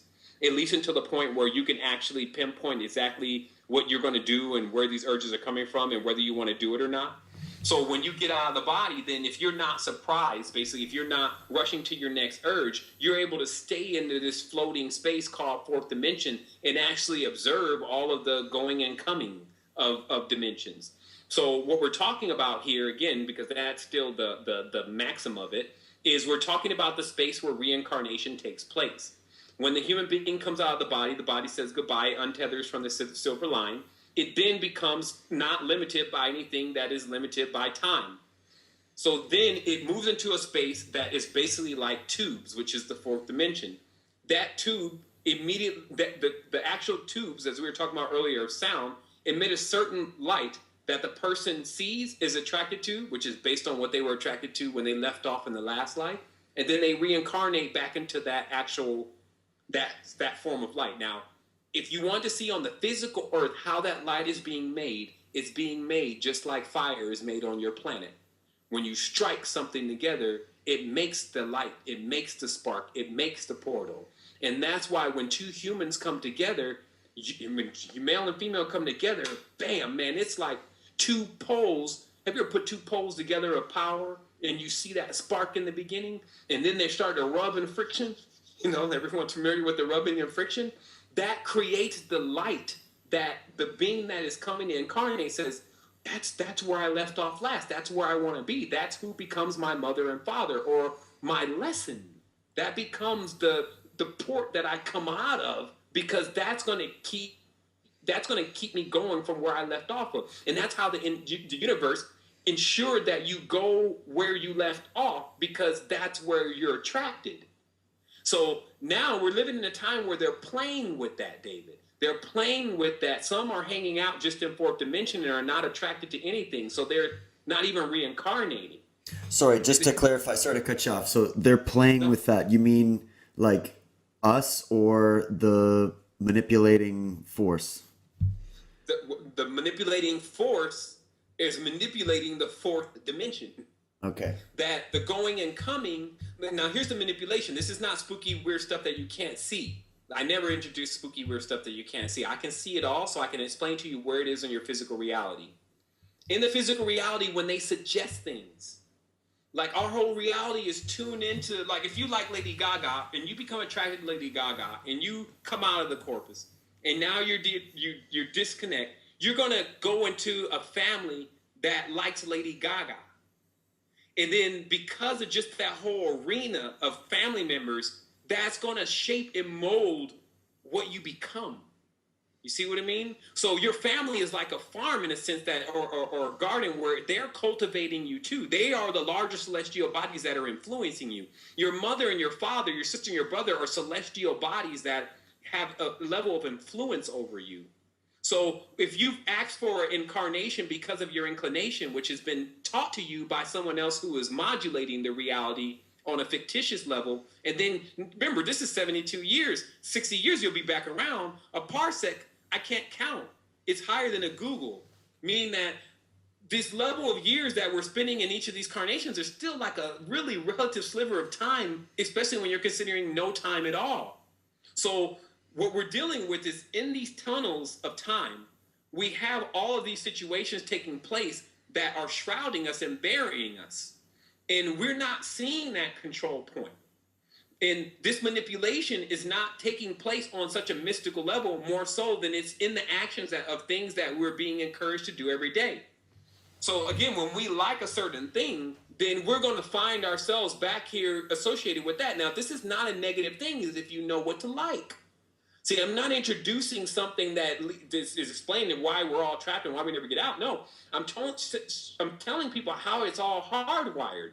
So when you become attracted to things that are actually really expansive, you guarantee yourself a one-way trip ticket when you leave here to a more expansive place. It's hardwired like that. There's nothing anyone can do to stop it, but what they can do is they can start to dictate where you go based on what they teach you to like. Right? The world is designed the way that it is because the ones that are in control of it want a person to reincarnate in a level that is lower than them so that they can have control over them. Now, just to sorry to cut you off again, Sevan, just because we're running out of time, I just really want to make sure I get the terms right here. So if we've got the controllers of the fourth dimension who are ultimately controlling this physical 3D reality, right? Mm-hmm. Some. Well, to some extent, because we've been talking the whole thing about how anybody at any time, because they're their own universe, they don't need to be under that control. It's a choice, right? Just like everything else. So, but what are we talking about here? We're talking about, of course, I understand we're everything. Everything is us. There's interrelationships, but we're talking about aspects of consciousness that are physical first, just like we are, plus multidimensional. We're talking about exactly. So you can see it in a physical. And only aware of a certain level of their physicality, or a certain level of their connectivity. Because that's why I was telling you in the beginning that the most powerful person is aware that they're everything. That's the maximum. Yeah. Okay. Everything else in between that is only aware of a certain part of themselves, and there's ones that they are really limited to how much they know. The most they may care about is their little group or club. And then most of them only really care about themselves because they don't see anyone around them as actually being connected to them in any kind of way. It's the ultimate level of division. So, they'll see it as that they're as a smear of consciousness, meaning that you have people at every different stage. You still have these people that are actually at a stage where they don't see that everyone here in the reality is actually coming from the same source. Just like anyone, I can go downtown and find many people like this. I don't have to exactly find Illuminati that believe this. Meaning if I go downtown and I say, hey, man, do you believe that everyone came from the same thing? They're going to say, you mean like Adam and Eve? Isn't that just like a Bible story? No, it's like fact. Because of, if you just look at the world, look, man, because you have how many people in the world right now? Well, they say 7 billion, but who knows? Right, and it keeps growing, right? Yeah. But 2 years ago, what was it? It was lower, right?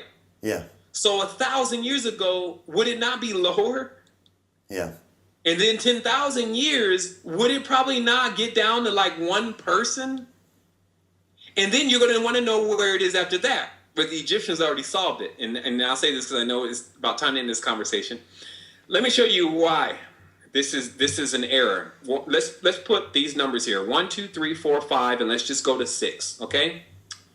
Now, in our language or in our system, we have this number called 0. Okay.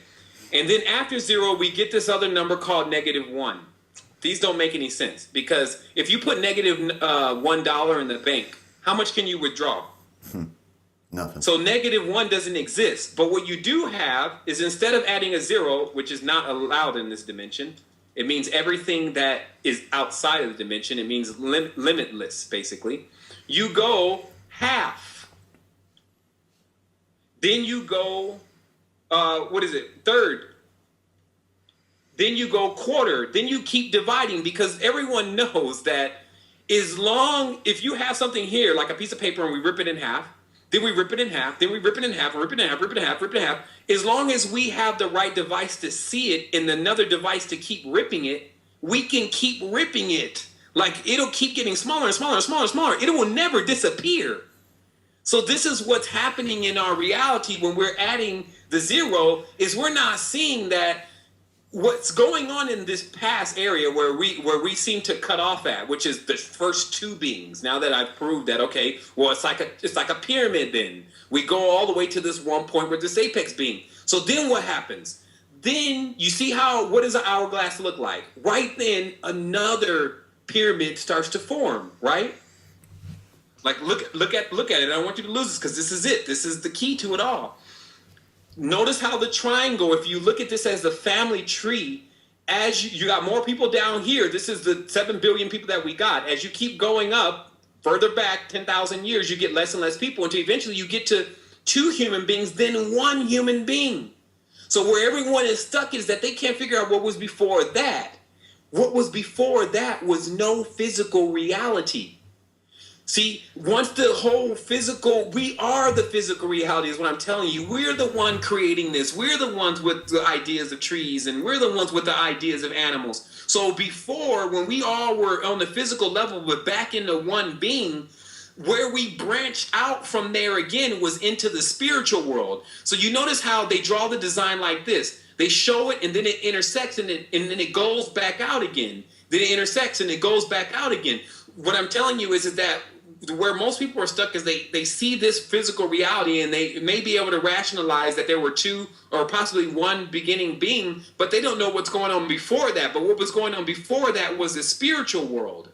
You see, in the spiritual world, all the numbers fan back out again, but basically in no numbers at all, like unlimited numbers. And this is the space that everything is coming from. So while we're trying to still envelop it and figure it out, it was never designed like that.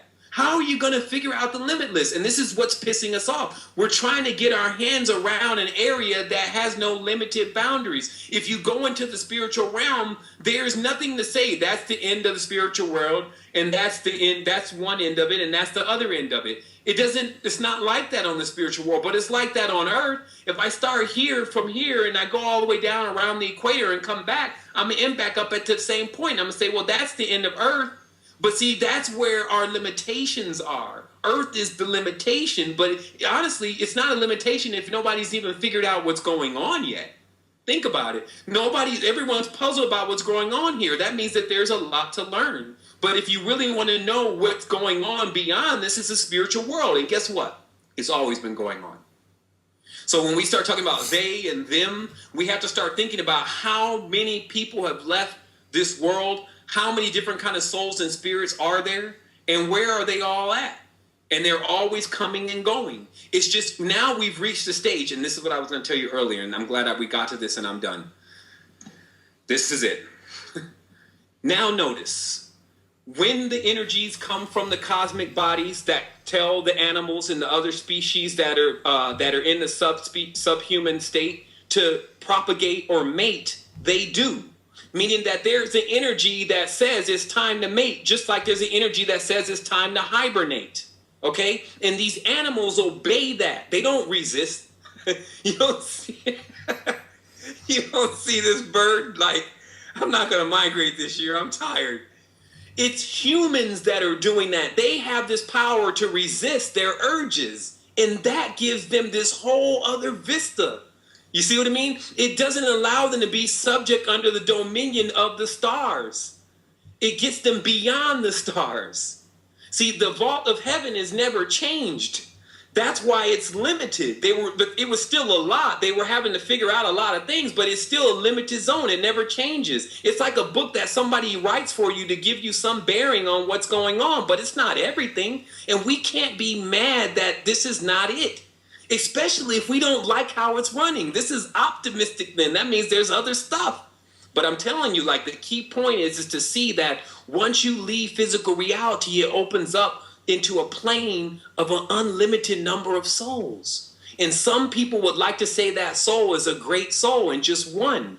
But every time it comes into a physical reality, it's divided again because, as I told you earlier in the conversation, it's going through the geometry of division and then reincarnating into vessels. Look at the division sign. It's two dots, meaning two souls or orbs, and then a line in the middle, meaning that one is not conscious of the other. This is the reason why you don't really understand who your dream character really is until you can control the dream and pick up a mirror and see it doesn't even look like you. If you pick up a mirror in the dream and you're actually at least in a plane closest to heaven and closest to the actual plane on earth, you'll see that the person that you're looking at is not you. But most of the time you're in, what is that, first person? So that's your first person point of view. But yeah, man, you see it can go on for a long time, but I think in the end of this conversation, we got to the meat of it. If people just grasp that you can't hold this down, then they'll start unlocking this untold energy because they'll break out of this whole mold of them actually getting to a point where they can limit it by figuring it out. The best thing to do right now is to get into action with what you're eating and what you're drinking and what you're putting into your portals, and then watch yourself expand. And then when you finally ascend into these higher states of the consciousness, that's when you can come back and help people that are dealing with parasites. And because those parasites that are plaguing them in the reality are something that they're still engaging with, and that's what's giving them that frequency change. Whether it's they're letting them make the laws for them, whether it's that they're eating the food that they're eating, whatever the case may be, that is the connection. So we can't be upset if the Eucharist, or meaning the communion that takes place with animals, we begin to engage in. Meaning that when you eat flesh, eat of my body, eateth of my flesh, my blood. This is all lower vibratory frequency talk. So you'll see that, again, lords of the earth have everything to do with sheeple and have everything to do with this entire shepherd concept, which is about animal farm and animals. Look, I'm your shepherd. Wait a minute, I'm an animal? You see the play? Because remember, the whole play here is to debase you. This is called the abomination of desolation. This means that the ones from the lower world have breached into the high throne and infiltrated the holiest of holies. So I will say this to you too, David. All of that knowledge that you did have when you were younger about those scriptures will come to serve you. Because once you really see how those same scriptures that mom, dad, sister, brother, whoever, uncle, cousin are stuck in are actually the same scriptures once someone comes with the real knowledge to free them, then it starts getting glorious again. Because some people haven't been able to access the same level of power that they've had since they walked away from that. Meaning that when you walk away from yourself, if this is Helios Biblius, the son book, and you're the son that's being written about in this book, and then you walk away from it, then you're the prodigal son then. When you come back to the kingdom, that means you came back to your senses. It doesn't mean you went anywhere external. It just means that you actually come into the realization that Solomon's temple is really actually the temple of the body. And in order to get these things going on again, you're going to have to make a couple sacrifices. And it may be the cows that go first. Meaning that, that they're always burning up the oxen and always burning up the animals. This is because it means that you need to get rid of and remove these kind of things from the diet because it always keeps you on a certain vibratory frequency. So thus it must be incinerated. That's what I'm saying. So notice how the interpretation of things is still in the mind, is still within the mind of the individual and how their filters are configured. And all I'm trying to show people is that the reason why they keep seeing all of this negative stuff going on in the reality is because the filters that they're actually using are tainted. And It's not the Illuminati doing that to them anymore. It's them still living in a body that they could have chose to clean out, but they don't even know what they're doing. And that's what I was saying again about bringing children in the world like our parents did and didn't even teach us how to clean our own body. So isn't that what the first thing you're supposed to teach your child is how to wash your own face and how to clean your own hands? That's what you teach a child. So, but that's external. You need to teach a child how to clean their organ, how to keep maintenance going on with the same vehicle that they're going to have to live with while they're in this thing. That makes sense.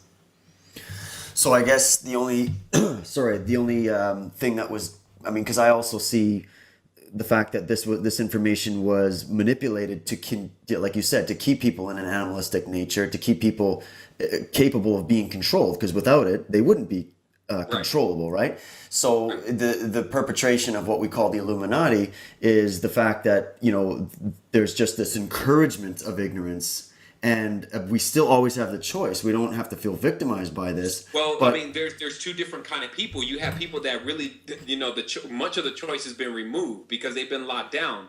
Because remember, the choice is removed when you get into lower parts of your animal body. That's what the whole thing is. Remember, the more animalistic you become, the more you're attached to your instincts. Instincts are now your choice. Okay?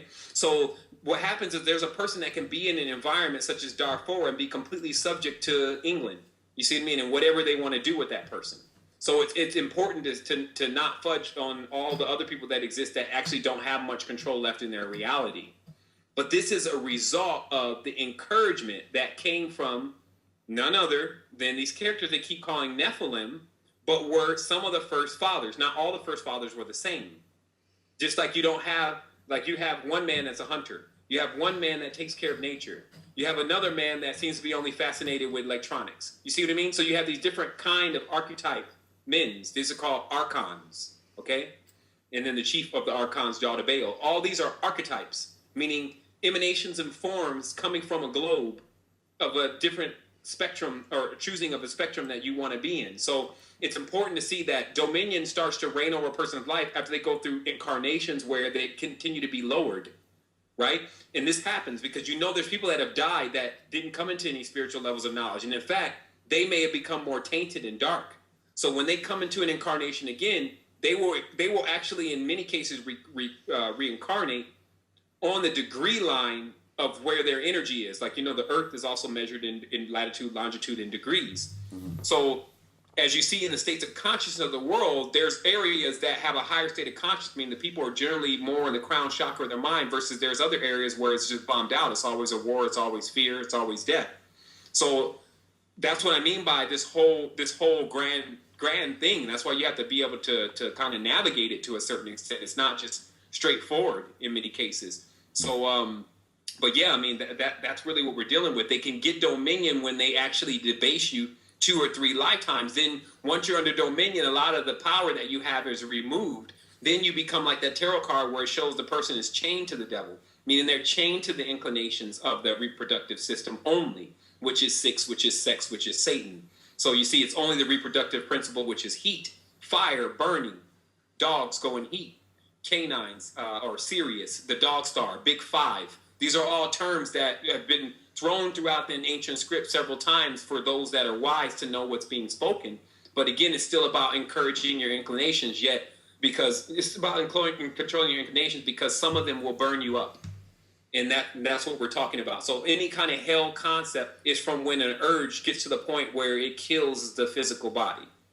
You see, because now it's burned the physical body up. Let's say a person with a drug habit, that drug habit and the idea of getting it and the fire that's necessary to go and get it is consuming them. So once they get that drug and they keep getting that drug, then basically they burn up their body. Because notice how a lot of these substances and things actually activate something for a moment. And then it starts to wear it in, and then it burns it out. So this is all we're talking about. We're talking about learning how to master these energies. Because remember, overall, you're a spirit inside of water.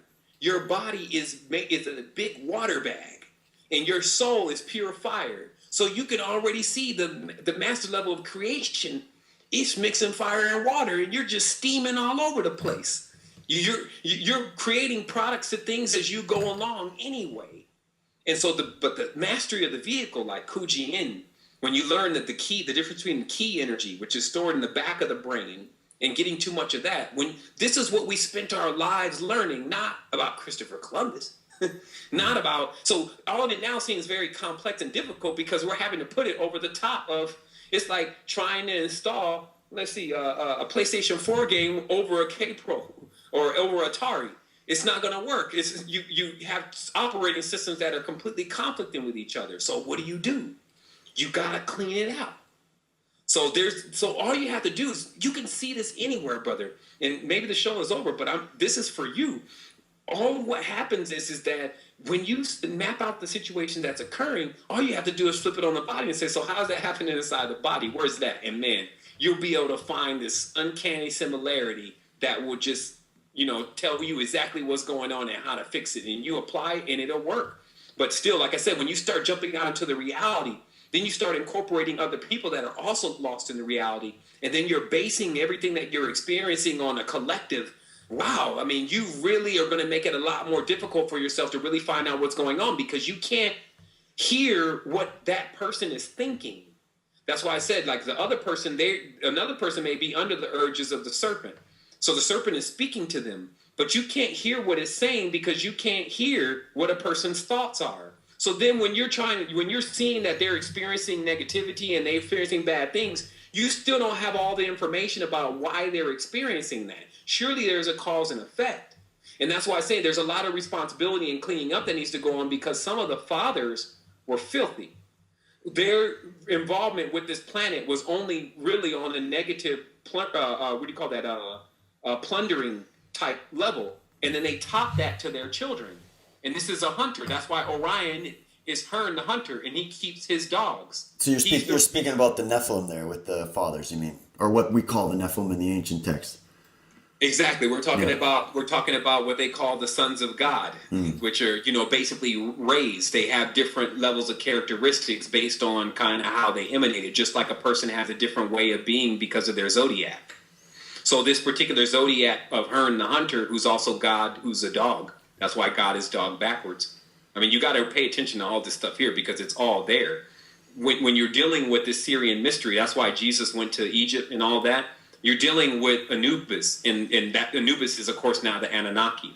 So there's still Anu. It's the same entity. So what you're dealing with is, again, it's kind of like an archetype, but it's an archetype that when people choose to take it, like Rome chose to take this archetype of dog gods, they have in their stories the story of Romulus and Remus. Their kings were suckled by wolves. Now remember, a dog is a wolf.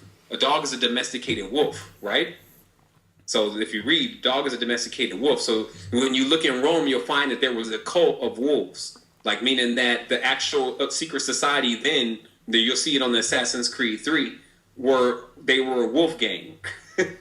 And that's where the whole werewolf and all this stuff comes from. But it means basically all the characteristics and traits. Sneaking up on you at night, blood, traveling in packs, plotting. These are Jesuits, okay? So the entity that they idolize, we're not saying that there's some God that's hyperdimensional that they tap into. We're saying that there's a hyperdimensional energy that they channel and they become. To become a snake, act like a snake, cold-blooded, sneaky. You see what it means? So to be a wolf, act like a wolf. So the energy, sorry to cut you off. So the energy's there, and there's just certain physicalities or physical beings that are conducting that energy, and they might be from what we call human, our physicality. They might be from somewhere else, going whatever, whichever. They're from human. They're humans. They're from our physicality. But just because, like I said, no human is the same. They're in degrees and measures of these energies. So if a person, like I'm saying, it's a cult. So it's a culture or a petri dish. What they're doing is that in the initiation, they cultivate the person and they make them the way that they end up becoming out. So if they're practicing one trait, let's say if they want the person to come out like a wolf, i.e. wolf in sheep's clothing, if they want the person to be like that, then they take them through all the levels and cultures of a wolf. They leave them in the dark, they abuse them, they don't let them have a mother, they do all of those kind of things. And then they end up coming out in a certain kind of way. And because they're that way, they're emitting that energy and they're teaching other people to be in that same energy and that same frequency. The only thing that we've done with being able to isolate it to the poor old wolf, who's still trying to figure out how he's involved in this, is that we've zoomorphied it, meaning that we've come up with another explanation or a trait, like when you say like an owl. or when you say like a wolf, when you say any type of nocturnal being, this is the being that acts as if they have no sun, meaning that this being is acting as if there's no sun or soul. You see, so when these folks carry out acting like owls and acting like nocturnal animals, they're acting like they have no soul when they do that. You see what I mean? So you just have to look deeper into the metaphors that are really being said, because what you'll find is you'll find that what's taking place is not so mystical, but it's still taking place, and it's causing a great deal of mysticism, meaning that mysticism in this tense being mist, something that you don't know or something that you can't see, something that's supposed to be illusionary or magical, and because it's operating outside of your view, because we're not looking inside. And we're not seeing that if a group of men decide to basically run around and act animalistic and do animalistic things, then they are now a pack of animals. And now their energy and the essence, they may take on like a totem. They may dance around at night with the skins on. There's no telling what they would do. It's just like watching some people that are drunk in revelry and acting all crazy out at the bar. There's no telling what they would do. But in the old days, man and woman were so much more powerful because everyone was still inside of them. So all these 8 billion people 20,000 years ago were all in one person. You see what I mean? Like, so that one grandma and grandpa that were walking around were carrying thousands of humans inside of them at one time. But guess what? We're actually doing it now. We have thousands, hundreds of thousands, if not millions of organisms inside of our body, all living off of us, some at states of consciousness and some at a state of consciousness of reasoning, and some just strictly instinctual. The ones that are at the state of consciousness of reasoning actually know how to get what they need, while the ones that are instinctual, they demand what they want. So you see, it's like, I may be getting, I'm continuing to dive into the corpus, but maybe we need to, pull out of it at this point. But not that you don't understand it, because I think that this is something that it takes just time to lay back, and maybe as you hear the interview again, also compare it with other things that you know, and then you'll see that each chunk of it gets you to a state of even perfecting what I'm saying, where you're doing it to yourself and basically saying, I can see how all this stuff really even connects with just this external reality and who we keep blaming things on, and how that can really be us, and how we'll never get to it as long as we're assuming that it's not us, and how we give it a lot of power by making it on another planet and making it something else that it's really not, because then the only thing that we'll be chasing is an illusion. So they say, kid, you're chasing your dreams. This means that any dream, whether it's a nightmare, if you imagine something as something that it's not, and then you go headlong in that direction to fix it, but that wasn't the problem in the first place, where are you going to end up? Back to square one. So I'm telling people the problem is you, so you don't have to go all the way out downtown to Mars, to some astral trip. You can do it right now in your room, because that's the only place it's going to be done. So we close down all the foolishness, because there's still a lot of people out in this spiritual industry that are playing games, and they're most playing games because they don't even know this knowledge. But the rest of them are playing games because they're still trying to survive off of this message and trying to eat off of it. And they just got to say something fascinating, like they were laying on the floor with a cold alien being, and it was on top of a ship, and they were being probed. So that kind of idea and that kind of way of producing things, it doesn't mean that can't happen. Anything you focus your mind on can manifest in a 3-dimensional reality from a carbon-based life form. But that doesn't mean that it's going to get the next man and next woman to the stage in which they need to be to, so that they can get to the day after Ascension. I mean, the day after we're scared of aliens, after we're scared of dog gods and Vaticans and Illuminatis and all the rest of these characters that keep popping up, that we are. And what I'm saying is that just because you have part wolf in you doesn't mean you have to go acting like a wolf all damn day. This is the problem. It's just like anything. Choosing to focus on one way of being and not realizing that you're everything is limiting your power. Now it's got their power pretty much powered out. They have to go and use other people's power now. Now they're trying to spread it to us so that we just can think about them all the time and incorporate them in everything that we do all the time. And there goes Illuminati on the... They're making us try to make sense out of nonsense. We still watch the movies these days trying to pick out what the esoteric message that Hollywood is sending. Hollywood's not esoteric. They don't know the knowledge. The ones that are in there now, or they're making it up as they go. the original level of Hollywood when they started it was, of course, based on magic and tarot and Hollywood and a pyramid inside of the Hollywood Mountains. And then Oscar sitting up there, he's Osiris. That's really Osiris there, and all the stars on the sidewalk and all that. But that's like the remnants of it. They build it like that so it'll last. It has a mysticism to it, as I said. The symbols, nobody knows what they mean. You know, all that kind of stuff is what keeps things going. But going where? In confusion. So this is what we're talking about. We gotta turn this Taurus back in and start to apply it to figuring out where these characters in our body, because that's, if you look in the Hindu scripts, they show each chakra with the character there, and that character's long teeth, and and certain traits and certain weapons and things with them. And the reason why they did that, because of course the Puranas, Arunja is on the battlefield. The battlefield is his body. All the different chakras that he passes through are the challenges that he's facing. Some people think only challenges with the chakras are the challenges to actually have courage and have no fear. There's one chakra that's strictly about compassion, and many people have never risen above that. So each chakra is corresponding to a certain trait, and that's how you have to climb the ladder. But just because you're dealing with people who've gotten stuck somewhere in the netherworld, don't expect to be able to see anything in them that gives you a remote resemblance of you. See, that's why we can't still recognize that these people are us, because they're in a stage that was so long ago we forgot. But if we would remember that whole totality of remembrance is seeing that, man, this dude is just like me, but he's like 10,000 years old, 10,000 years behind. He needs to upgrade. Let's not even listen to him. Let's put them all in an energy chamber and get rid of them for a while. Let's put them in there and let them dissolve themselves into something greater. And we have the power to do that. So remember, all of what I'm telling you today about activating the human vehicle and that the body is really a universe is what we forgot, and nobody's even remembering right now or wanting to remember. The moment that starts to happen, I don't say nobody, actually a gradual group of people are starting to remember that. Once that starts to happen, these people have no dominion. Their whole dominion resides in us acting like animals and them being able to master animals. Once that's over with, there's nothing else to master. They cower then. There's nothing, they can't even harmonize with the same exact frequency. There's been a complete takeover. So, some people are trying to wonder how it's going to happen, wonder if the world's going to blow up before it happens. Man, look, the world's been here for billions of years. It's not going anywhere.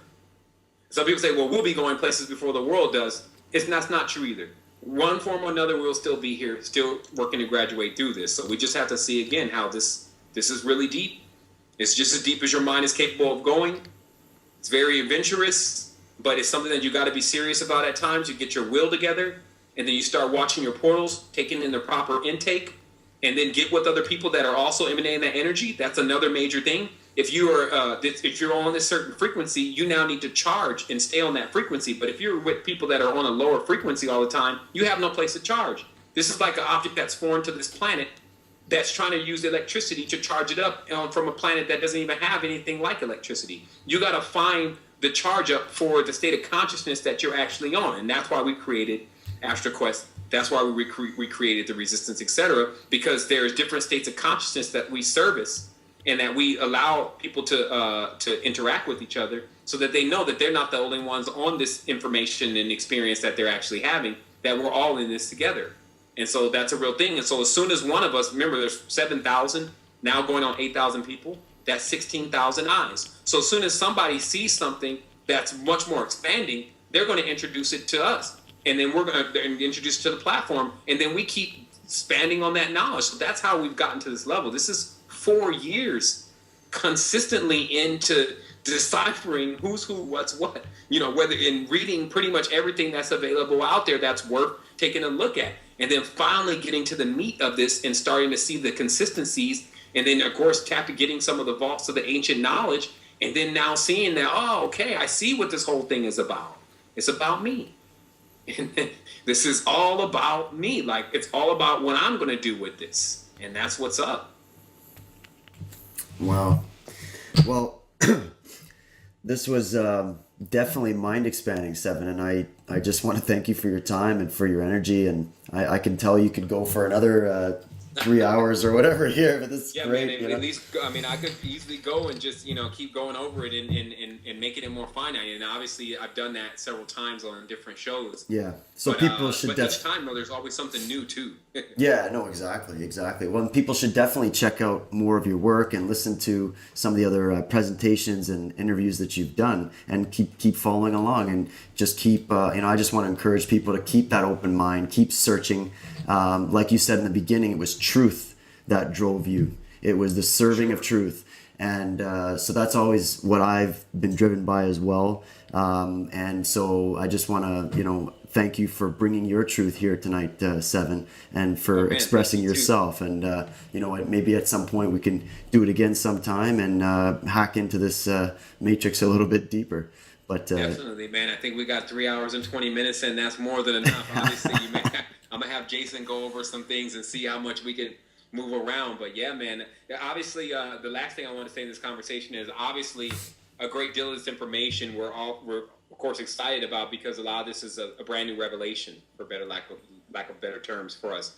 But the work now is to put it into a real curriculum. Mm-hmm. So that way it's not where the person is not really understanding what's going on or doesn't know where to start. And it's very easy. Again, like, you don't have to reinvent the wheel. So you just need to understand what every correspondence to the body really is on a hyperdimensional and an astronomical level, which we have the data for that. We're just compiling all that now.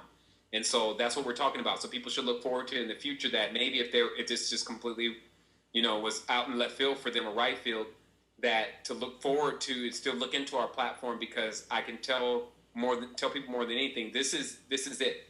Out of all the stuff that I've studied for years, like even since a child, this body of information that I'm presenting now is equal. Is the collaboration of all that information. It brings the height of that information. So it's just an important time to tune into it, because it will be really the only time that you ever need it again. You only really need to jumpstart and wake the system, especially as a seed growing, one time. And then, you tap into seeing what people are mostly time yet to believe, which is, these other spectrums. Wow. Well, that's incredible. We'll keep doing your work, Sevan, and For sure. We'll look forward to hearing more about that in the future. And I just want to once again thank you for the talk, and just want to wish you a great, I guess, your evening coming up now too. Evening. It's evening. About 10:41. Okay. Yeah, I'm getting close to right. 1 o'clock, so I'm gonna head to bed. Okay. But thanks again, Sevan.